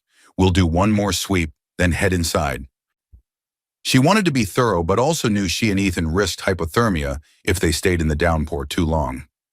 It was on the final circuit near the creek path that Samantha's flashlight caught a glimpse of something. A black bandana snagged on a branch, fluttering in the wind. She plucked it free, heart hammering. The onyx vipers sometimes wore black bandanas with their emblem. This one bore a faint design, half washed away by rain, but it was enough to confirm an intruder had been on their land recently and had left in a hurry. She and Ethan exchanged a grim look. Then they returned to the farmhouse, where Julia and Charlie were wrapped in blankets, watching the storm from the windows. Samantha offered them the soggy bandana, explaining what it meant. The children's eyes widened with a mixture of fear and anger. "They're literally stalking us," Julia hissed. "The good news," Ethan said, trying to lighten the mood, "is that they haven't tried a full-on assault yet. They're still hoping to rattle us into submission, I think." Charlie clenched his small fists. "They're not scaring us away, right?" "No," Samantha assured him, ruffling his hair. "We're staying right here, but we have to be smart and careful." They settled in for a long night, each person taking a shift at a window, scanning the orchard for movement. By morning, the storm waned, leaving puddles and fallen branches in its wake. Samantha surveyed the orchard with a heavy heart. Only the occasional bird call and dripping leaves broke the silence. Yet her nerves remained on edge, anticipating that the onyx viper's next move might come with the dawn or the following night, or any moment they deemed opportune. The storm's departure unveiled a bright sunrise, but Samantha took little comfort in the golden light slanting through the orchard. When she exited the farmhouse, her boots squelched in muddy patches, and a chilly wind brushed her damp hair. She inhaled slowly, forcing herself to notice the orchard's lingering beauty, even amid her anxiety. Despite sabotage and threats, nature continued. The apple trees still vibrant, and the valley's peaks gleaming under the fresh-washed sky. After a quick breakfast, Ethan and Samantha did a thorough inspection of the orchard's defenses, confirming no new damage besides the cut generator line. Julia left for a half-day at school, and Charlie sulked about not being able to roam freely. Samantha had forbidden him from wandering the property without adult supervision. He settled for playing with Scout in a small fenced yard behind the barn, occasionally glancing toward the orchard as if expecting trouble. Late morning brought Sheriff Delgado's patrol car up the drive. This time he had a deputy in tow, a young man named Ramirez who seemed earnest but visibly uneasy. Delgado stepped out, taking in the orchard's sodden state. "We've been patrolling the roads," Delgado said, adjusting his belt. "Saw 3 or 4 vipers heading east this morning. Might be traveling to the next county or regrouping somewhere." Samantha crossed her arms. "Any sign they plan to storm this place?" Delgado's eyes flicked to Ethan, who stood nearby with a hand resting on his own holstered gun. "No confirmation, but my gut says they haven't given up, especially since folks around town have been resisting them more after seeing how you won't bow. They might feel they have to make an example of you." Ethan nodded. "We're prepared for that, Sheriff." Delgado frowned, glancing at the orchard's improvised defenses. "Just remember, lethal force is a last resort. If it comes to that, I'll back you up if your life is in danger. But the county attorneys might not be so sympathetic if they think you escalated first." Samantha bristled slightly. "You'll find no provocation from me, Sheriff. I'm only defending my property." "I know," Delgado said, lowering his voice. "But these bikers are experts at playing the legal gray areas. They might try to provoke you into firing first. If that happens, the law might see you as the aggressor." His words sank in like a cold stone. Samantha recalled missions overseas where insurgents tried to bait her unit into overreacting, sowing chaos that benefited the enemy's narrative. Now, in her own backyard, she faced a similar dance. "I appreciate the warnings," she replied. "I'll keep it in mind." After a quick tour of the property, Delgado and Ramirez headed out, promising an evening patrol. Samantha watched them depart, an unsettled feeling churning inside. As robust as her defenses were, a battle of perception loomed. If the Onyx Vipers manipulated events so that it appeared Samantha attacked first, she could face legal repercussions. And with her children in the mix, that risk was devastating. Ethan must have sensed her conflict. "We'll handle them without starting anything," he said. "If they show up with guns, they'll be the aggressors. We'll have every right to defend ourselves." Her eyes narrowed at the horizon. "Yes, let's just hope we don't have to prove that in court, or worse, at a funeral." With the weekend deadline looming, Samantha felt the tension coiling tighter with each passing hour. She and Ethan spent much of Saturday making final arrangements, clearing obstructions that could trip them during a nighttime defense, stocking extra supplies in the storm shelter, and placing more trail cameras to cover blind spots. Julia, after returning from school, helped label boxes of apples in the barn, her expression set in a resolute frown. Charlie tried to distract himself with chores and occasional board games, but even he couldn't ignore the undercurrent of fear. By late afternoon, the sun dipped low, painting the orchard in warm golden hues. Samantha gazed over the rows of trees, trying to swallow the lump in her throat. This land meant everything to her: her fresh start, the safe haven for her kids, and a tangible expression of the peace she'd tried to cultivate after years of turmoil. The thought of losing it to a gang of violent opportunists churned her stomach with both anger and sorrow. As darkness gathered, they formed a plan. Ethan would station himself in the barn loft, armed with binoculars and a shotgun. Julia would remain in the farmhouse with Charlie, barricading the doors if necessary, while Samantha roamed the orchard's perimeter with her rifle, using the vantage points they'd established weeks prior. They set up a schedule of half-hour rotations, so no one would be alone for too long in any one spot. 9 o'clock ticked by, then 10. The orchard lay in near silence, punctuated by the occasional hoot of an owl or rustle of wind. Samantha crouched behind a barricade of stacked wood near the north fence, scanning the gloom. She wore a dark jacket and a low-brim hat to mask her face. Through her night vision scope, she saw only the swaying outlines of trees. A chill crept along her spine, a mix of tension and the cool night air. Shortly before 11, she heard the low roar of motorcycles in the distance. At first it was faint, but it grew louder, echoing off the valley slopes. Samantha tensed, clicking her earpiece. "Ethan, you hear that?" "Yeah," he replied quietly. "Counting at least a dozen. They're coming up the main road." Her breath caught. "Stay alert. Julia, lock the farmhouse. Keep Charlie inside and get ready." Moments later, through the fence slats, she saw the flicker of headlights approaching the orchard. The bikes pulled to a stop just beyond the gate, engines idling in a chorus of deep rumbles. A figure dismounted and approached the gate. Even without perfect visibility, Samantha recognized the stocky frame and commanding posture. Crusher. She gritted her teeth, anticipating the worst. Crusher rattled the gate, calling out in a booming voice, "Alvarez, you got 2 minutes to come talk, or we show you what happens when people say no to the Onyx Vipers." Samantha's heart hammered as she debated whether to confront him openly or maintain her hidden vantage. Through the earpiece, Ethan murmured, "He's got about 10 more with him, maybe more behind the bikes. See multiple silhouettes. This is it." She took one deep, steadying breath. "I'm not letting them in without a show of strength." Rising from her cover, she walked forward with her rifle slung across her chest, stopping about 10 yards from the gate. "You're trespassing," she called out, voice steady, "and I've already said I'm not interested in your offer." Crusher slammed a gloved hand against the metal. "You think you're real tough, don't you? Hiding behind barbed wire and fancy cameras. Tonight, you either pay what we're owed, or you pay in blood." He paused, letting the words hang like a guillotine blade. "Let me in so we can talk face to face." Samantha held her ground, adjusting her rifle. "If you want to talk, back your men off and come alone. Otherwise, this conversation ends here." A beat of silence, then Crusher laughed, a harsh sound. "I don't walk alone, sweetheart.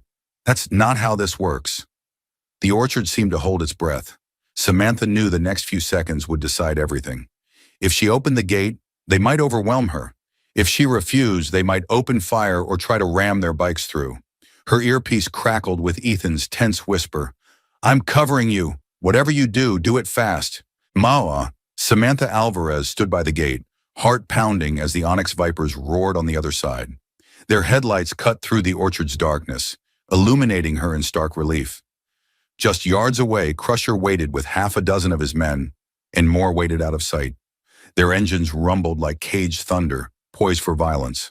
Samantha had her rifle slung across her chest, finger resting near the trigger guard, but not yet pressing it. She knew that if anyone fired first tonight, the law might paint her as the aggressor. At the same time, she couldn't let these criminals surge onto her property unchallenged. Lightning flickered in the clouds far to the north, a residual echo of the storm that had swept through the night before. The orchard smelled of wet grass and turned earth, but a raw tension burned in the air like ozone. From Samantha's vantage, she could see Ethan in the barn loft, his silhouette faintly visible, shotgun at the ready. The farmhouse lights were off. Inside, Julia and Charlie stood by a window, peering out anxiously. For a moment, Samantha wondered if she should simply yield to Crusher's demand for a conversation. But she recalled Sheriff Delgado's warning. These men love to provoke a reaction, then twist the narrative to claim self-defense. She had to walk a razor's edge, showing strength without losing the moral high ground. Crusher banged on the gate again. "I'm done asking nicely," he growled, though the threat in his voice was anything but polite. "You can open this fence, or we'll tear it down. It's your choice." Samantha forced herself to speak calmly, though adrenaline made her pulse hammer. "If you try to break my property, you'll be trespassing and committing felony vandalism. Turn around and leave before things get out of hand." Her refusal triggered a ripple of anger among the bikers. One revved his engine, another spat on the ground, cursing under his breath. Crusher raised a hand, silencing them. "You think we're scared of charges? You think a locked gate will keep us out? You've got 30 seconds to let me in. Then we do this the hard way." In the barn loft, Ethan racked the pump on his shotgun, the sound echoing across the yard.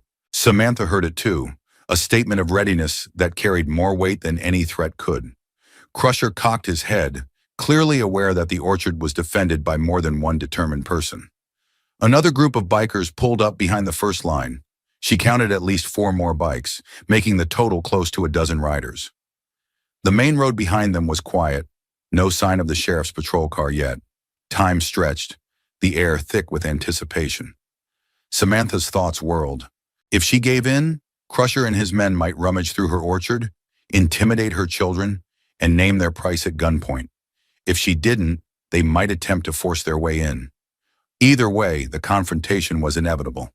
When the next wave of tension broke, Samantha squared her shoulders and decided to take a risk. "Fine," she said, gripping the gate latch. "I'll let you in, but only you. The rest stay outside." Crusher's eyes glinted at her offer, suspicion tinged with a predatory glee. He signaled for his men to wait. Slowly, Samantha lifted the crossbar and swung open the gate just wide enough to admit a single person. As the heavy metal grated across the gravel, she held her rifle in her left hand, muzzle angled downward in a show of restraint. If he rushed her, she could have the barrel up in seconds, but she couldn't brandish it openly, not yet. Crusher stepped through the gap, helmet in one hand, grin twisting the scar along his jaw. He stood close enough that Samantha could smell his leather vest and the faint odor of stale beer. Behind him, his men idled, engines growling. The orchard felt abruptly small, as if the towering pines had shrunk in the face of this looming threat. Still, Samantha held her ground. "Stay where you are," she snapped at the other bikers. "Try to come through and you'll face consequences." Crusher tossed his helmet aside, rolling his shoulders like a boxer entering the ring. "We can skip the tough talk. You know why I'm here." His voice carried a hint of smugness, as though he relished this showdown.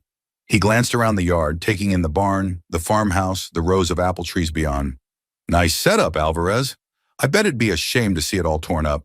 Me and my boys could do that in under an hour, you realize." Samantha felt her jaw tighten. "We both know your threats aren't going to break me. You want money, you won't get it. You want the orchard, you'll have to fight for it. But I guarantee that'll cost you more than you bargained for." For a moment, Crusher was silent, clearly weighing his options. The night insects droned a haunting chorus, the only sound besides the low rumble of motorcycles. At last, Crusher chuckled darkly, shaking his head as if disappointed. Lady, you're good at the defiant act. I'll give you that. But you're outnumbered. You think that old rifle and a friend with a shotgun are going to stop us? He lifted his gaze to the barn loft, where Ethan's presence was half hidden behind shadows. An uneasy standoff followed, but it couldn't last forever.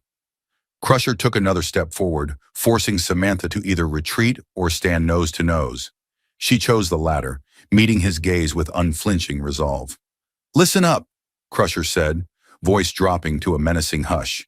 I've dealt with people like you before. You want to be a hero, but this ends with your orchard on fire, your neighbors too scared to help. The only way out is to give me what I want. And trust me, I always get it. Samantha's stare didn't waver. Not this time. She inclined her head slightly, letting her voice carry across the yard. Ethan, keep eyes on the rest of them. If they move, you let them know we're serious. A faint murmur of acknowledgement came from the loft. Crusher's shoulders bunched as he realized he was standing in a crossfire zone. Samantha saw a flicker of doubt in his eyes, though he tried to mask it behind bravado. Last chance, lady, he hissed. Don't make us do this. The orchard seemed to hold its breath, waiting for her next move. Samantha felt that old, familiar stillness settle over her, the calm before triggering a shot. You already did, she said quietly. And with that, she reached behind her and slammed the gate shut, locking Crusher inside while his men remained trapped outside. A roar of outrage erupted from the bikers outside the fence as they realized what had happened. Engines revved, and several riders surged forward, shaking the chain link and throwing curses at Samantha. Crusher spun around, eyes blazing, but found himself isolated inside the orchard without immediate backup. Samantha raised her rifle to her shoulder in one smooth motion, the muzzle now aimed directly at his chest. Don't move, she warned, the authority in her tone unmistakable. For a moment, Crusher hesitated, his gloved hands flexing as though testing whether he could grab her weapon. But Ethan's shotgun clicked from the loft, a reminder that the orchard's vantage points were covered. Crusher might be bigger and stronger, but Samantha had him pinned in a kill zone, and both of them knew it. Outside, the bikers pounded on the gate, shouting for Crusher to take her down or just open the damn gate. One tried scaling the fence, but Ethan fired a warning shot into the dirt, scattering them back. Samantha's heart thumped wildly, but she kept her stance controlled. Finger just off the trigger, ready but not yet pulling. Tell them to back off, she commanded Crusher. Tell them to leave or I swear you won't walk out of here. Crusher's face contorted with rage. He looked as though he might challenge her anyway, but some survival instinct won out. Stand down, he yelled over his shoulder, voice cracking like a whip. Just hold on. We'll handle this. His men went quiet for half a second, uncertain whether to obey. Then a slender figure in the group, recognizable as Snakebite, shouted back, Boss, we can just blow the fence with a shotgun blast. Samantha pressed the rifle's barrel more firmly against Crusher's chest, forcing him a step backward. Your crew tries that. They'll lose you. Do you think they'd risk your life? Crusher breathed heavily, eyes flicking between Samantha's unwavering stare and the barn loft overhead. For a brief moment, the orchard's tension peaked, a precarious teeter between bloodshed and reluctant surrender. Finally, Crusher grimaced, looking over the fence. Nobody blasts a hole. Everyone hold position, he barked. The chorus of revving engines died down a notch, though Samantha could still feel the biker's fury pulsing through the chain link. In the hush that followed, Samantha's chest rose and fell with measured breaths. You lost the upper hand, she told Crusher. Now you're going to order your men to ride away. If you do, you'll walk out of here in one piece. If you don't, they'll leave minus their leader. Crusher spat on the ground at her feet, jaw clenched. You're playing with fire, Alvarez. She stared him down, her own words coming out calm and certain. No, you brought fire here. I'm just not afraid of it. Through the rifle scope, she could see his nostrils flaring, the wheels in his mind turning. He was ex-military, meaning he understood exactly how this standoff might end if he didn't cooperate. Seconds stretched into an eternity, the orchard as silent as a crypt. Then Crusher raised both hands, palms open in a mock gesture of surrender. Fine, I'll pull them back. But don't think this is over. We'll just hit you harder next time. Samantha kept her rifle trained on him. Go on, tell them. Glaring, Crusher turned toward the fence. He lifted his voice above the rumble of idling motorcycles. Vipers, back to the main road. We're leaving. A few shouted protests, but he cut them off with a raised fist. Don't argue, go! Reluctantly, the group peeled away from the chain-link gate, heading in a loose formation down the gravel road that wound back toward the highway. Samantha kept the rifle pressed to Crusher's chest, watching as the last tail light disappeared into the darkness. Only then did she lower the barrel a fraction, though she remained poised to fire if he attempted any sudden move. He glowered at her in the orchard's dim illumination. You think this settles anything? All you did was embarrass me in front of my men. Now they'll want blood more than ever. Samantha's heart pounded, but her voice stayed controlled. I'm not naive. I know you'll regroup, but you leave tonight and you leave alone. She gestured with the rifle. Hands on your head. We're going to walk you to your bike, and you'll ride out of here without your goons. The orchard lights threw shifting shadows across Crusher's face, accentuating the furious lines etched into his features. He complied slowly, placing his hands atop his head, fingers interlaced. Samantha felt a flash of déjà vu. This was precisely how she'd handle a hostile in her special forces days. Old instincts guided her movements as she took a firm grip on his elbow, steering him away from the gate. Ethan emerged from the barn, shotgun held steady. He wore a grim expression that matched Samantha's tension. I'll keep watch from here, he told her quietly. Make sure the rest of them stay gone. Samantha nodded, shifting her attention to Crusher. Let's go. They walked across the orchard yard, rain-soaked gravel crunching underfoot. At the far side of the property sat a battered old chopper, likely Crusher's personal bike, left hidden behind a cluster of pine trees so he could approach on foot if needed. Samantha recognized the cunning in that plan. He'd intended to trap her from two angles. Instead, it was he who had been caught alone. When they reached the bike, she stepped back, rifle still pointed. Get on and ride. Don't think about doubling back. We have watchers at every approach. Crusher swung a leg over the seat, hands gripping the handlebars. He paused to glare at Samantha, and for a split second, she wondered if he might lunge. Her finger inched closer to the trigger, but then with a snarl, he kicked the engine to life. The chopper sputtered, headlights cutting a beam through the orchard gloom. You're making a big mistake, he said over the roar of the engine. But fine. Tonight isn't your night, Alvarez. Soon enough, though, I'll be back. Count on it. Samantha's chest tightened with the surge of adrenaline. Every muscle coiled. Go, she commanded. With a rev of the throttle, Crusher sped off, disappearing down a narrow trail that wove toward the main road. Samantha stood there, rifle raised, until she was sure he was gone. Only then did she exhale a shuddering breath. Ethan appeared at her side, scanning the trees. We did it. Forced him out without a shootout. Samantha nodded, though the weight in her stomach didn't lift. We bought time, that's all, and we humiliated him in front of his gang, which might make him more dangerous. Ethan slung his shotgun over his shoulder.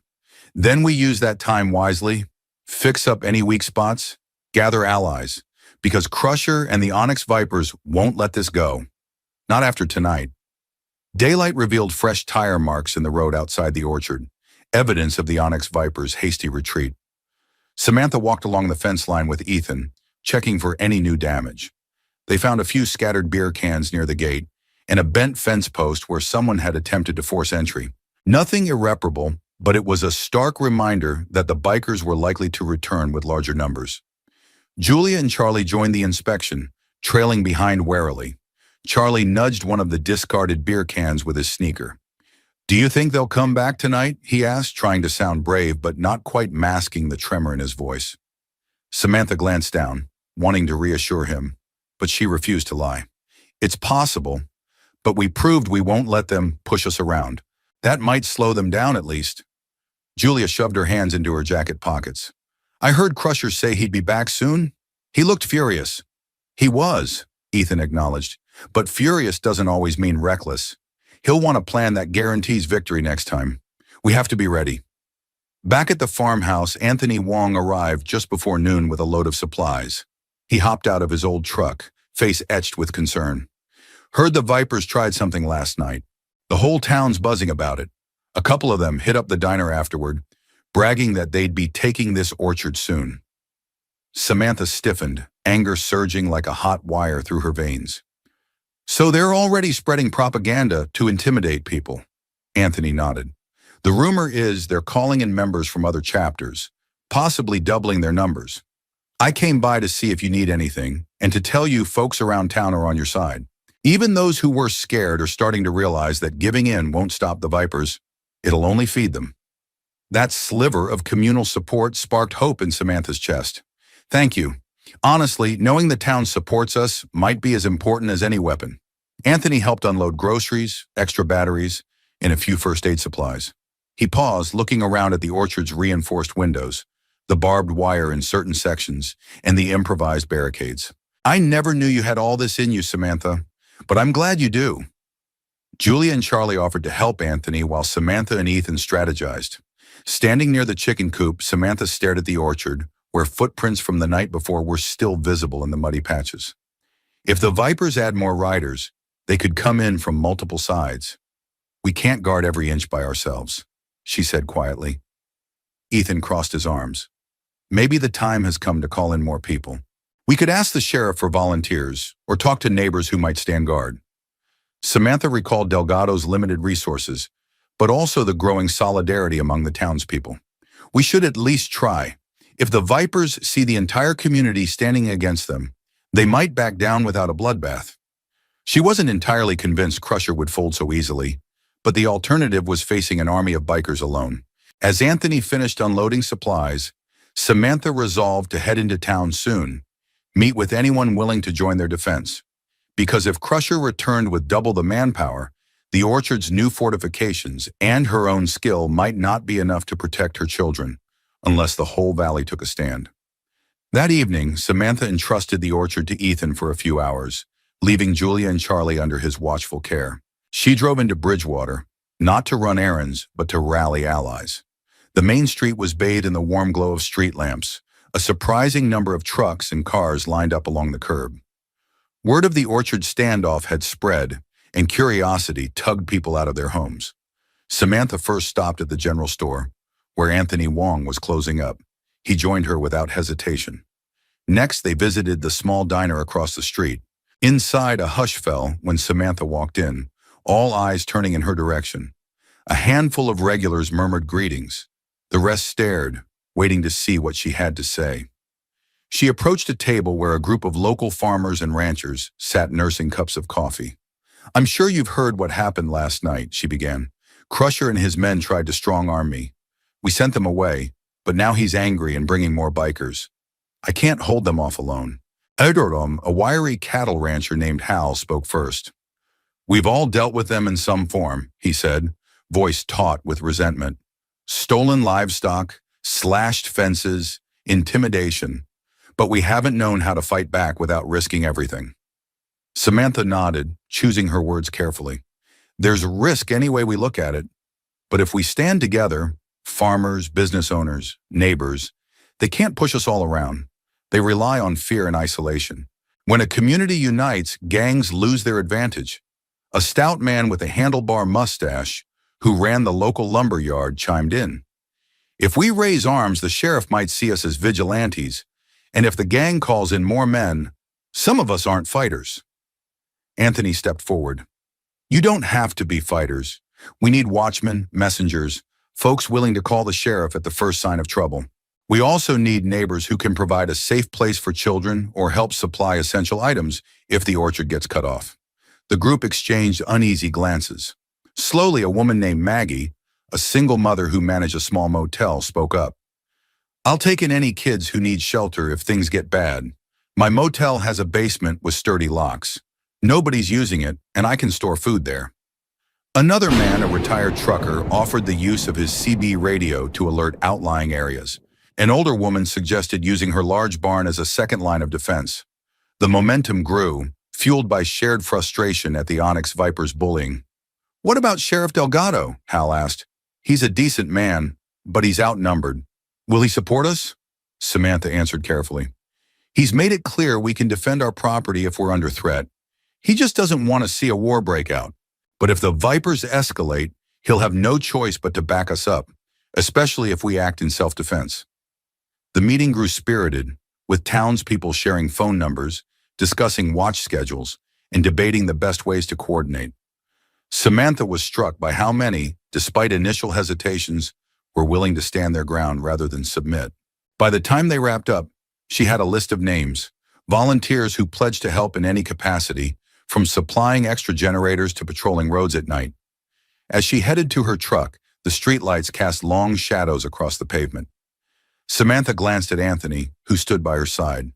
"I never wanted to drag others into a fight," she admitted, "but I think it's the only way to protect this valley." Anthony placed a hand on her shoulder, giving it a supportive squeeze. "You're doing the right thing. We're a community, and we protect our own." Inwardly, Samantha prayed that their newfound unity would deter Crusher's next assault, because if the Onyx Vipers swarmed the valley in overwhelming force, the cost of defending it might be measured in far more than broken fences or burned orchards. It might come in human lives, a price she desperately hoped they could avoid paying. With a renewed sense of solidarity, Samantha drove back to Whispering Pines Orchard that night, headlights sweeping across the gravel driveway. Ethan met her at the door, relief evident in his eyes. "No trouble while you were gone," he said. "Kids are fine. Julia's reading to Charlie upstairs." Samantha removed her coat, noticing how damp it was with the late evening chill. "Good. The meeting went better than I expected. People are ready to help, or at least watch each other's backs." Ethan gave a short nod. "That could make a real difference. If Crusher tries to blockade roads or cut off supplies, the town can coordinate a response." Their conversation drifted to practical matters: installing better perimeter lighting, setting up a volunteer watch schedule, and assigning safe houses in case families needed to evacuate. Samantha made notes in a small spiral pad, detailing each location and volunteer contact. Every line she wrote felt surreal. She'd been through tactical planning before, but never in the context of protecting her own home, her neighbors, her children's future. Near midnight, she and Ethan decided on a final sweep of the property. They donned warm jackets, armed themselves, and stepped out under a moonlit sky. The orchard was silent except for the soft rustle of leaves, the occasional hoot of an owl. After the tension of the previous nights, the quiet felt almost unnerving. Samantha's grip on her rifle remained tight, half expecting bikers to emerge from the shadows. Yet the patrol went by without incident. They found no fresh footprints, no sign of vandalism. The orchard, for this brief interlude, seemed at peace. Returning to the farmhouse, Samantha lingered on the porch, gazing at the moonlit rows of apple trees. She recalled how she'd first fallen in love with this land, imagining a life free from the violence and suspicion that had defined her years in the military. Ethan placed a hand on the railing beside her. "If they don't come tonight, it means Crusher's regrouping. That could take days or hours. Hard to say." She turned, meeting his gaze. In his expression, she saw both solidarity and a question. Was this fight worth it? She gave a faint smile. "Yes," she answered the unspoken query. "It's worth it. I came here to find peace, but if that peace is threatened by men like Crusher, I can't just run." Ethan nodded slowly. "You're not alone in that." They went inside, locking the doors, setting alarms, and turning off lights. Julia and Charlie slept upstairs, though Samantha suspected Julia dozed fitfully, plagued by the same worries. Before heading to her own bed, Samantha checked each window, her rifle propped within easy reach. Only then did she attempt to sleep, heart beating a steady drum of vigilance.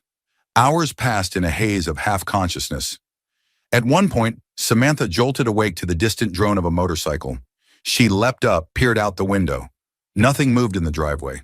No headlights, only the phantom echo of her own anxieties. She exhaled shakily, reminding herself that fear was Crusher's most potent weapon. He didn't even need to be present to haunt her dreams. By morning, the orchard still stood undisturbed, yet Samantha could almost sense the tension on the breeze, as if the valley itself braced for the inevitable day when Crusher and his gang returned in force. Over the next few days, Bridgewater Valley prepared itself as best it could. By unspoken consensus, farmers patrolled fence lines in pairs, store owners kept shotguns under counters, and the volunteer fire department rehearsed how to quickly contain any blaze set by criminal hands. Sheriff Delgado, though still short on manpower, agreed to coordinate radio communications between outlying ranches. A sense of community pride blossomed amid the tension. For every conversation tinged with fear, another hummed with defiance. At Whispering Pines Orchard, Samantha and Ethan worked tirelessly to bolster defenses. They replaced a few weaker fence posts, reinforced the barn loft, and even rigged a simple but loud perimeter alarm using spare car horns tied to motion sensors. If triggered, the horns would blast, alerting everyone within a mile. Julia and Charlie split their time between chores and practicing basic safety drills, learning how to slip to a neighbor's property if the orchard came under attack. Though Samantha hated imposing such burdens on them, she felt grateful her children handled it with remarkable resilience.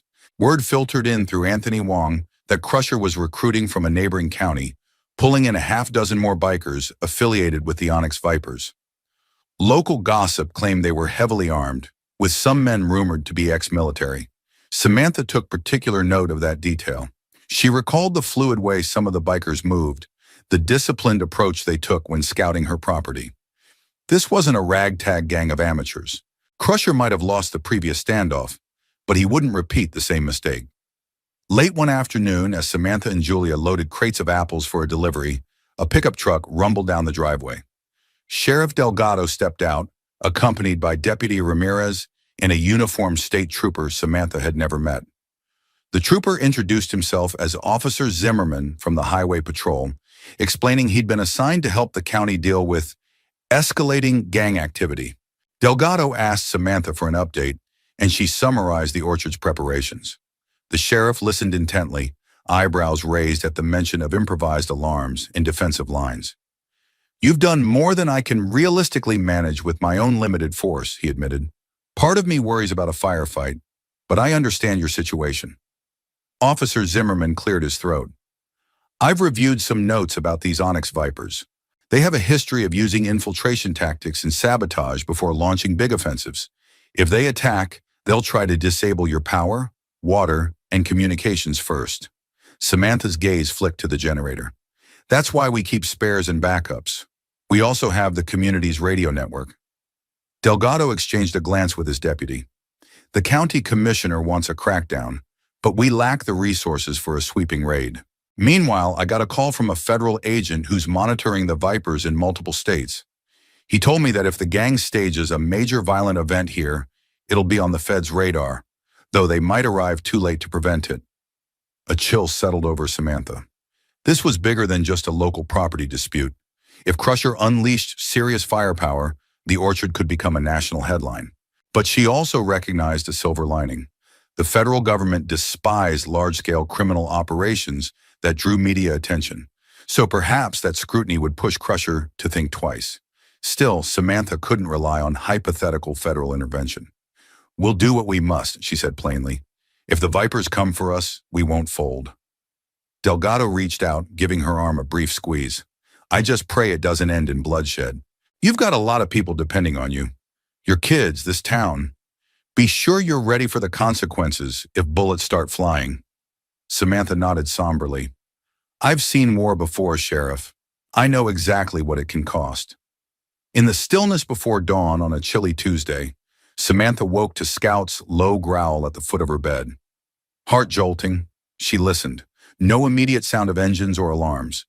But Scout stared at the window, ears pricked, posture tense. Carefully, Samantha grabbed her pistol and eased to the sill. It was too dark to see much beyond vague shapes of trees swaying in a light breeze. She descended the stairs in silence, stepping onto the porch with cat-like tread. The orchard lay bathed in pre-dawn gloom. Nothing seemed obviously amiss. Yet that uneasy feeling persisted, a prickling at the back of her neck. Years of training had taught her to trust that sensation. The difference between living and dying often came down to an intuitive hunch. Within minutes, Ethan joined her, shotgun in hand, eyes bloodshot from lack of sleep. "Scout not sleeping well either?" he asked quietly, scanning the perimeter. Samantha nodded. He growled at the window. "I think he senses something out there. Maybe an animal or someone." She motioned for Ethan to take the barn side while she moved toward the creek path. They maintained radio contact, using walkie-talkies with earpieces so as not to broadcast too loudly.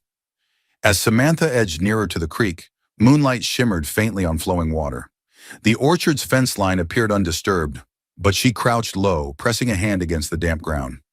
Footprints. Yes, there were faint depressions in the soft soil. Her pulse quickened. This was fresh. She traced the path of prints heading parallel to the fence, as if someone had circled the orchard, testing for weaknesses. The intrusion looked eerily similar to the sabotage attempts from before. Sucking in a breath, Samantha clicked her radio. "Ethan, we have footprints here, newly made," he replied after a beat. "Found some near the barn, too. Fresh. They must be scouting again." Samantha's mind whirled. The orchard was large enough that a stealthy team could slip in and out without setting off every alarm, especially if they'd studied the orchard's layout. Her tension spiked as she considered the possibility of multiple infiltration teams, each placing explosives or disabling lines in different corners. She keyed her radio again. "Let's regroup and check the generator. That's always a prime target." They met at the lean-to where the generator stood. A quick inspection showed no obvious damage, though Samantha's spare gas cans were moved slightly. "They tried to sabotage or examine the fuel supply," she muttered. "Could be they ran off before finishing." A swirl of dread slipped through her. If the Onyx Vipers had come this close undetected, it meant they were testing the final pieces of orchard security. She realized with a jolt that this might precede a larger, coordinated attack. Everything in her soldier's memory told her the real blow would come soon. By dawn, she and Ethan had found at least 3 distinct sets of footprints, including one with a unique tread pattern that matched the shoe of Steel Claw, one of Crusher's known enforcers. Evidence that the Vipers were preparing for round 2 was undeniable. Samantha's frustration simmered. They needed to catch these men in the act, or at least intercept them before they launched an all-out assault. But short of standing guard 24/7 at every fence post, how could they prevent infiltration? Returning to the farmhouse, Samantha found Julia awake, silently making coffee. Charlie dozed on the couch. Scout curled beside him. Julia caught the worry in her mother's eyes. "They were here, weren't they?" Samantha forced a measured nod. "Just scouting, but it means they'll be back. Soon." Julia's expression hardened, a flash of fear mingling with anger. "So let's be ready." Samantha sipped the coffee, grateful for the warmth and her daughter's determined gaze. It was time to lock down every last gap in their defenses. Crusher had threatened to return in force, and the orchard would either stand or fall in the looming battle. If he came in numbers, Samantha intended to show him precisely what it meant to face someone who'd endured the crucible of Special Forces operations. The next 2 days felt like living on a knife's edge. Samantha barely slept, rotating with Ethan to keep watch at all hours. Julia and Charlie remained home from school by mutual agreement. Sheriff Delgado signed off on a temporary homeschool arrangement, citing the ongoing threat. Tension weighed heavily on every meal, every conversation. Even the orchard's normal routines became fraught with alarm. The slightest noise could be a lurking intruder. Word spread that Crusher was gathering a small army of bikers from neighboring counties. Some had rap sheets for assault or weapons charges. They gathered at a defunct truck stop outside the county line, though Delgado lacked the manpower or legal grounds to raid them preemptively. The stage was set for confrontation, but no one knew the exact hour. It was like waiting for a storm to break. One evening, a caravan of headlights flickered on the far ridge. Samantha watched through binoculars. It was too distant to see who was driving, but she suspected Onyx Vipers surveying from a vantage point. They never ventured close enough to be challenged, and eventually the lights disappeared into the night. Samantha's frustration mounted. This constant game of shadowboxing threatened to wear down her nerves. Amid the anxiety, some surprising allies arrived. A group of veterans from a local American Legion post showed up with pickup trucks full of supplies, cots, blankets, and extra floodlights. They set up a small camp on a slope overlooking the orchard, ready to assist. A pair of them had been forward observers in the military. They took shifts scanning the horizon with spotting scopes, adding another layer to the orchard's watch. "Never thought we'd be defending farmland like this in Montana," one grizzled veteran joked to Samantha, a sad smile tugging at his weathered face. "But if a fight comes, we'll do our part." Meanwhile, inside the farmhouse, Julia and Charlie stayed busy helping with communication, posting updates on social media groups, answering calls from neighbors, and mapping out who could respond fastest in an emergency. It amazed Samantha how quickly her children adapted. Julia rarely complained now, channeling her frustration into action. Charlie, though still scared, found pride in helping track local radio chatter. They were becoming part of the orchard's defense, each in their own way. On the third night of this uneasy vigil, as Samantha and Ethan huddled by the barn door watching for movement, she felt a pang of exhaustion. "We can't sustain this forever," she murmured. "If they keep us on high alert day after day, eventually we'll slip." Ethan gave her a sympathetic glance. "Crusher's plan might be just that. Wear us down until we're too tired to resist. But we've got those Legion guys and Delgado's deputies are patrolling. We'll rotate more." She sighed, massaging her temples. "I'm worried about a diversion. They hit one side of the valley while we're pinned down here." "That's why you rallied the town," Ethan reminded her. "They'll look out for each other. Even if the Vipers strike multiple places, we have enough eyes and ears to respond quickly." Despite his reassurance, Samantha couldn't shake the sense that the real battle loomed just around the corner. Every hour they stayed on guard, Crusher's men had an hour to plan, gather guns, and coordinate. The orchard felt like a fortress under siege, waiting for the final onslaught. Samantha ran through her mental checklist again. Rifles, shotguns, flares, backup power, medical supplies. Would it be enough when the bikers finally rushed in, guns blazing? She swallowed hard, pushing aside the creeping dread. One way or another, she intended to protect Whispering Pines. She could only hope it wouldn't come at too steep a price. Dawn arrived with a pale sky streaked in lavender, but Samantha's eyelids felt heavy as lead. She sipped a mug of black coffee on the farmhouse porch, scanning the orchard. Faint wisps of mist curled among the trees, and in the far distance a few veterans kept watch from their makeshift camp.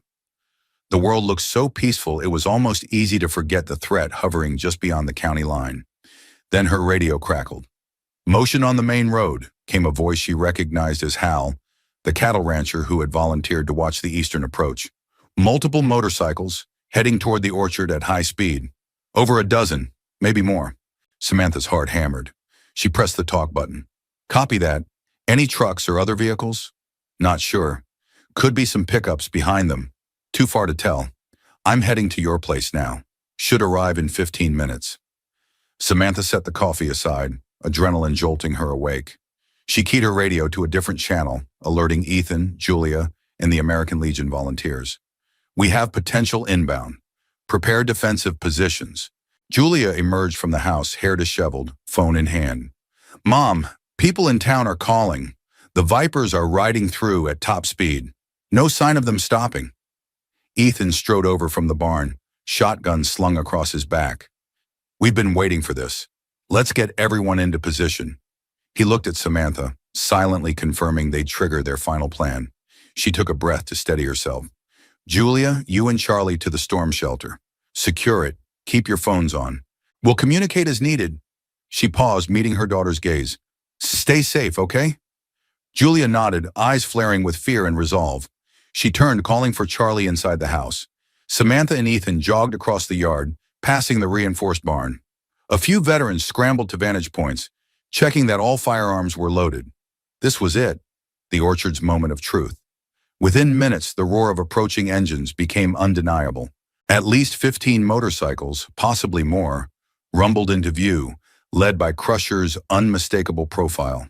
Behind him, Snakebite, Steelclaw, and a swarm of other riders spread out, covering the road like a black flood. Some carried rifles across their handlebars. Others wore pistols low on their hips. Several wore fresh Onyx Vipers patches, indicating they'd been summoned from other chapters. The orchard's defenders tensed. Samantha crouched behind a crate barricade near the gate, rifle propped on its edge. She spied Ethan on the barn roof, a vantage they'd saved for the final confrontation, giving him a clear line of sight over the orchard entrance. The veterans took cover behind vehicles or in hastily dug foxholes by the fence. Crusher halted his bike just beyond the chain link, flanked by Snakebite and Steelclaw. A dozen more riders fanned out behind them, engines idling aggressively. For a long moment, no one spoke. Just the relentless rumble of horsepower thrumming in the morning air. Samantha's pulse throbbed in her temples. Crusher pulled off his helmet, glaring at the orchard's barricades. "Alvarez," he shouted, "you had your fun. Now it's time we collect what's owed." His voice echoed, brimming with fury and wounded pride. "I brought enough men to turn this place into ash." Samantha forced herself to speak with the calm clarity of a seasoned soldier. "You're trespassing. The sheriff knows you're here. We have the right to defend ourselves." Crusher laughed, the sound raw and bitter. "You think Delgado's little department scares us? We already scouted your fences. We know where your weaknesses are. And I've got more riders parked just down the road." He lifted a hand, signaling the rest of the gang to rev their engines. The roar escalated, a wave of mechanical menace. Ethan's voice came through Samantha's earpiece. "Got them in my sights. Waiting for your call." Samantha swallowed hard. This wouldn't be like the previous standoff. Crusher had brought overwhelming numbers. He was committed to either seizing the orchard or destroying it, and her. Tightening her grip on the rifle, Samantha considered her next words carefully.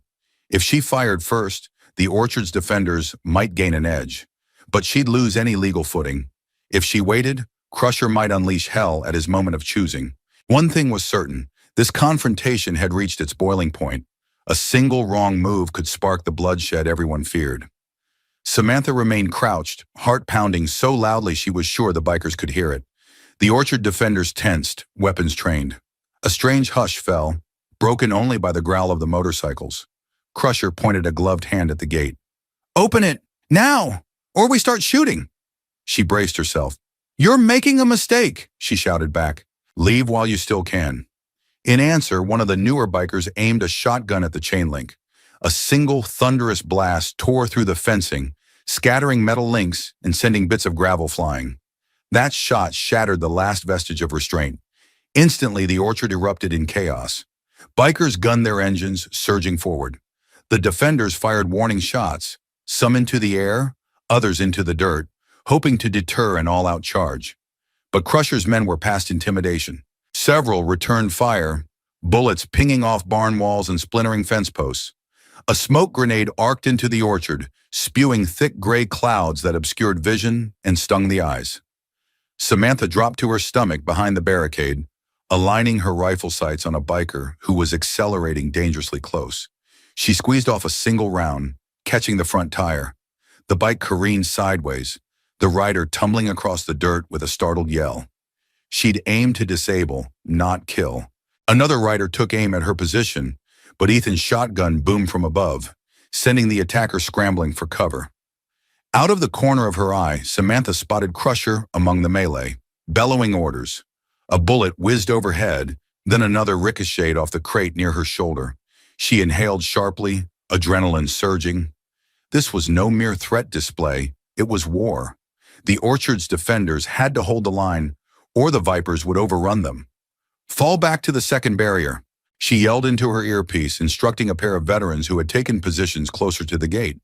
They scrambled behind a second layer of crates, continuing to lay down suppressive fire. Samantha glanced toward the barn. Ethan was still up on the roof, carefully picking targets.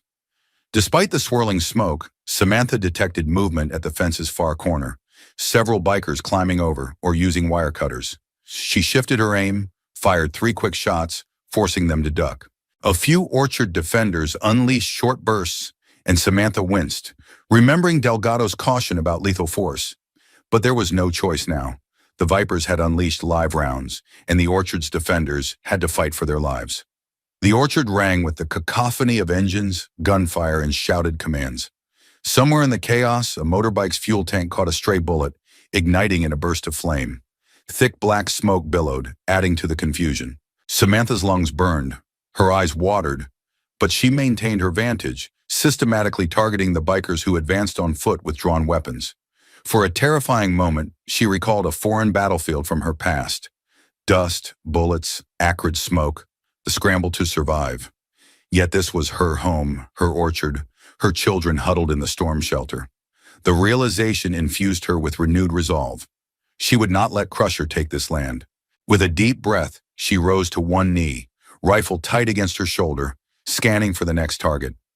Just when it seemed the orchard would descend into a full-scale bloodbath, sirens wailed in the distance. Over the racket of the gunfight, Samantha heard the piercing shriek of multiple vehicles coming fast. Headlights appeared at the far end of the road, accompanied by flashing red and blue lights that cut through the swirling smoke. Sheriff Delgado's cruiser led the charge, backed by two more county vehicles and, to Samantha's surprise, a pair of unmarked black SUVs. The moment the sirens drew near, a few of the bikers faltered. They glanced behind them, uncertain.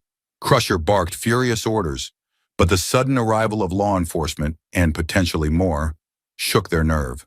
Samantha seized the opportunity. "Stand down," she shouted at the bikers nearest her. "Law enforcement is here.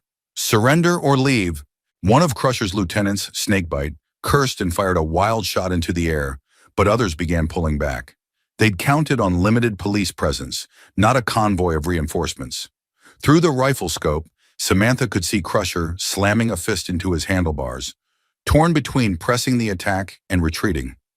Another orchard defender fired a warning burst, forcing Crusher to veer aside as he tried to rally his men. Delgado's cruiser squealed to a halt, doors swinging open. Deputies took cover behind the patrol cars, weapons raised. A commanding voice blasted from a megaphone. "This is the county sheriff. All riders, drop your weapons and dismount. Now!" Amid the chaos, the black SUVs pulled up. Men in plainclothes tactical gear emerged bearing federal badges. One stepped forward shouting, "ATF! Put your hands where we can see them!" Samantha realized the feds must have been monitoring the situation and decided to move in force when the violence escalated. Bikers still in the orchard froze, uncertain whether to keep fighting or cut their losses. The orchard defenders, for their part, held their positions, rifles and shotguns aimed, but no longer firing. Smoke hung heavy in the air, and a few small flames crackled where the fuel tank explosion had scorched the ground. Through the haze, Samantha spotted Crusher, revving his bike, clearly intent on fleeing before law enforcement could trap him. But as he turned to ride off, Ethan fired a shot that struck the bike's front wheel. The machine wobbled violently, tossing Crusher onto the ground with a hard thud. He tumbled through the dirt, helmet rolling away. Several bikers tried to speed past the police lines, but deputies and ATF agents swarmed, blocking the road. A handful of riders abandoned their bikes and bolted into the hills, chased by the Legion of Volunteers or tackled by the veterans who'd set up outside the orchard's perimeter. Panting, Samantha advanced carefully, rifle ready. She found Crusher on his knees, spitting blood and dust. A dislodged pistol lay feet away. Delgado and two feds converged, guns drawn, ordering him to lie on the ground. Muscles coiled with rage, Crusher glared at Samantha, but he made no move to resist. His men were either pinned by law enforcement or had fled into the woods. The orchard was littered with bullet casings, toppled crates, and plumes of smoke, a battlefield testament to how close violence had come to shattering the valley. Samantha lowered her rifle, chest tight, as she watched the ATF agents cuff Crusher and read him his rights. One agent gave her a nod of respect, acknowledging that her orchard's defenders had held out long enough for law enforcement to intervene. She swayed on her feet, exhaustion and relief colliding in a wave that threatened to drop her to her knees. Ethan appeared at her side, helping steady her. "It's over," he whispered, though gunfire still echoed from distant corners where a few bikers resisted arrest. "We did it," she exhaled shakily, tears stinging her eyes. "Check on Julia and Charlie," she managed. "Make sure they're safe." He nodded and dashed toward the storm shelter. Samantha, meanwhile, surveyed the orchard that had become her battleground.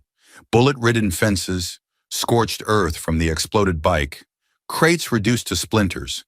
But the house still stood, and from inside came the sound of Scout barking. The orchard was wounded but alive. Sheriff Delgado and an ATF agent approached her, stepping carefully around debris.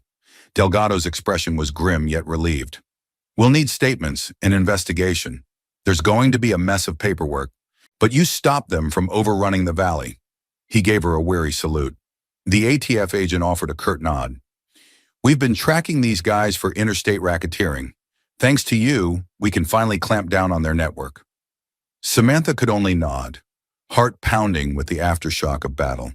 Her orchard might never feel the same, but at least it was still hers, and her children's. At last, after so many nights spent in fear, dawn broke over a valley free from Crusher's tyranny. The cost was high, but she'd pay it again if it meant preserving the sanctuary she had built. The aftermath of the shootout at Whispering Pines Orchard rippled through Bridgewater Valley in waves of shock, relief, and reflection. For days, law enforcement vehicles came and went, escorting captured members of the Onyx Vipers to the county jail. Some bikers remained at large, but with Crusher behind bars, the gang fractured, lacking central leadership. Federal agents combed the orchard and surrounding hills for evidence, turning up hidden stashes of ammunition and stolen goods. Samantha, weary but uninjured, gave her official statement to Sheriff Delgado and the ATF. The orchard defenders, Ethan, the veterans, and the legion of townspeople who had shown up, were hailed as heroes by many. But the physical toll was undeniable. A portion of the orchard fence lay in twisted ruin. One side of the barn sported bullet holes that would need patching. A swath of apple trees near the main gate showed scars where stray bullets tore through branches. In the week that followed, Julia and Charlie ventured outside with caution, eyes still haunted by the memory of gunfire. They spent hours helping Samantha clear debris and salvage what they could. Though physically unharmed, they bore the mental weight of having lived through a near war on their own land. Samantha tried to ease their burden, reassuring them that the worst had passed. She also made a point to publicly thank everyone who had come to their defense. This fight, after all, had become much larger than one orchard. The town of Bridgewater breathed easier. Businesses reopened with confidence, no longer looking over their shoulders for the Vipers' extortion tactics. Some folks who had once argued that resisting would only invite violence now realized that standing firm, together, had driven out a greater terror. Donations poured in to help repair the orchard and support the families whose fences or properties were damaged during the bikers' final assault. A local bake sale even sprang up to fund new security equipment for the sheriff's department. When Crusher's bail hearing arrived, dozens of townspeople gathered outside the courthouse, ensuring the judge and visiting media saw the community's solidarity. With ample evidence, firearms charges, assault with a deadly weapon, illegal gang activity, Crusher remained in custody, awaiting trial on federal counts. His men faced similar fates. The day he was led from the courthouse in shackles, Samantha watched from a distance, feeling neither triumph nor pity, only a sense of closure. Days stretched into weeks, and the orchard slowly regained its quiet rhythms. Repair crews arrived to patch bullet holes in the barn, rewire damaged security systems, and rebuild the fence. Anthony Wong arranged for volunteers to help replant the most damaged apple rows, ensuring next season's harvest wouldn't be lost. The American Legion veterans left their makeshift camp, returning occasionally for a shared meal or to lend a hand with orchard chores. Sheriff Delgado and Officer Zimmerman drove by more often, forging closer bonds with the community they had pledged to protect. As for Samantha, she found herself coping with a surprising swirl of emotions. Relief that her children were safe, gratitude for the outpouring of support, sorrow for the orchard's scars, a lingering sense of guilt that her past, her ability to handle violence, had to resurface in such a dramatic way. Yet every time she saw Julia or Charlie laugh again, or heard Scout's happy bark, she remembered why she had stood her ground. Peace wasn't something you gained by fleeing. Sometimes you had to confront danger head-on to protect what mattered most. Late one afternoon, Samantha and Ethan surveyed the orchard from the ridge. Below them, rows of apple trees stretched into the distance, patches of new fencing gleaming in the sun. Julia practiced softball swings near the barn, while Charlie chased Scout through the grass. The valley's breeze carried the scent of blossoms and fresh hope. "We did it," Ethan said softly, one hand resting on her shoulder. "Not just you and me. Everyone," Samantha smiled. "A community strong enough to stand together can weather any storm." He nodded. "Ever miss the quiet life you had before all this?" She exhaled. "Part of me does. But we've proven we can fight for it. And now I feel like we've built something stronger, a shared purpose we can protect for as long as we need to." As the sun dipped toward the horizon, painting the orchard in soft gold, Samantha felt a peace unlike any she'd known during her years of service. This land was her home, defended by a community that refused to bow to fear. It wasn't that violence would never again threaten them. The world was too unpredictable for such guarantees. But they had discovered a deeper truth. Unity, courage, and conviction could overcome even the darkest challenges. And so, under a sky streaked with the promise of tomorrow, Whispering Pines Orchard stood as a testament to resilience and hope. Its branches bent but unbroken, ready to bear fruit for generations to come. In the end, the orchard stands as a symbol of resilience and unity. Despite the threats and close brushes with danger, our determined protagonist, backed by steadfast friends and caring neighbors, refuses to relinquish the life she's worked so hard to build. Through countless trials, the community learns that facing adversity together not only drives out those who would exploit their fears, but also strengthens the bonds that hold them together. Looking back, it's clear that every challenge, no matter how daunting, became a chance for courage to shine and for new alliances to form. Now, we'd love to hear your thoughts. What moments inspired you the most? Which characters resonated with you? Drop your comments below and let's discuss all the insights this story brings. Don't forget to like, share, and subscribe for more uplifting tales and thrilling adventures.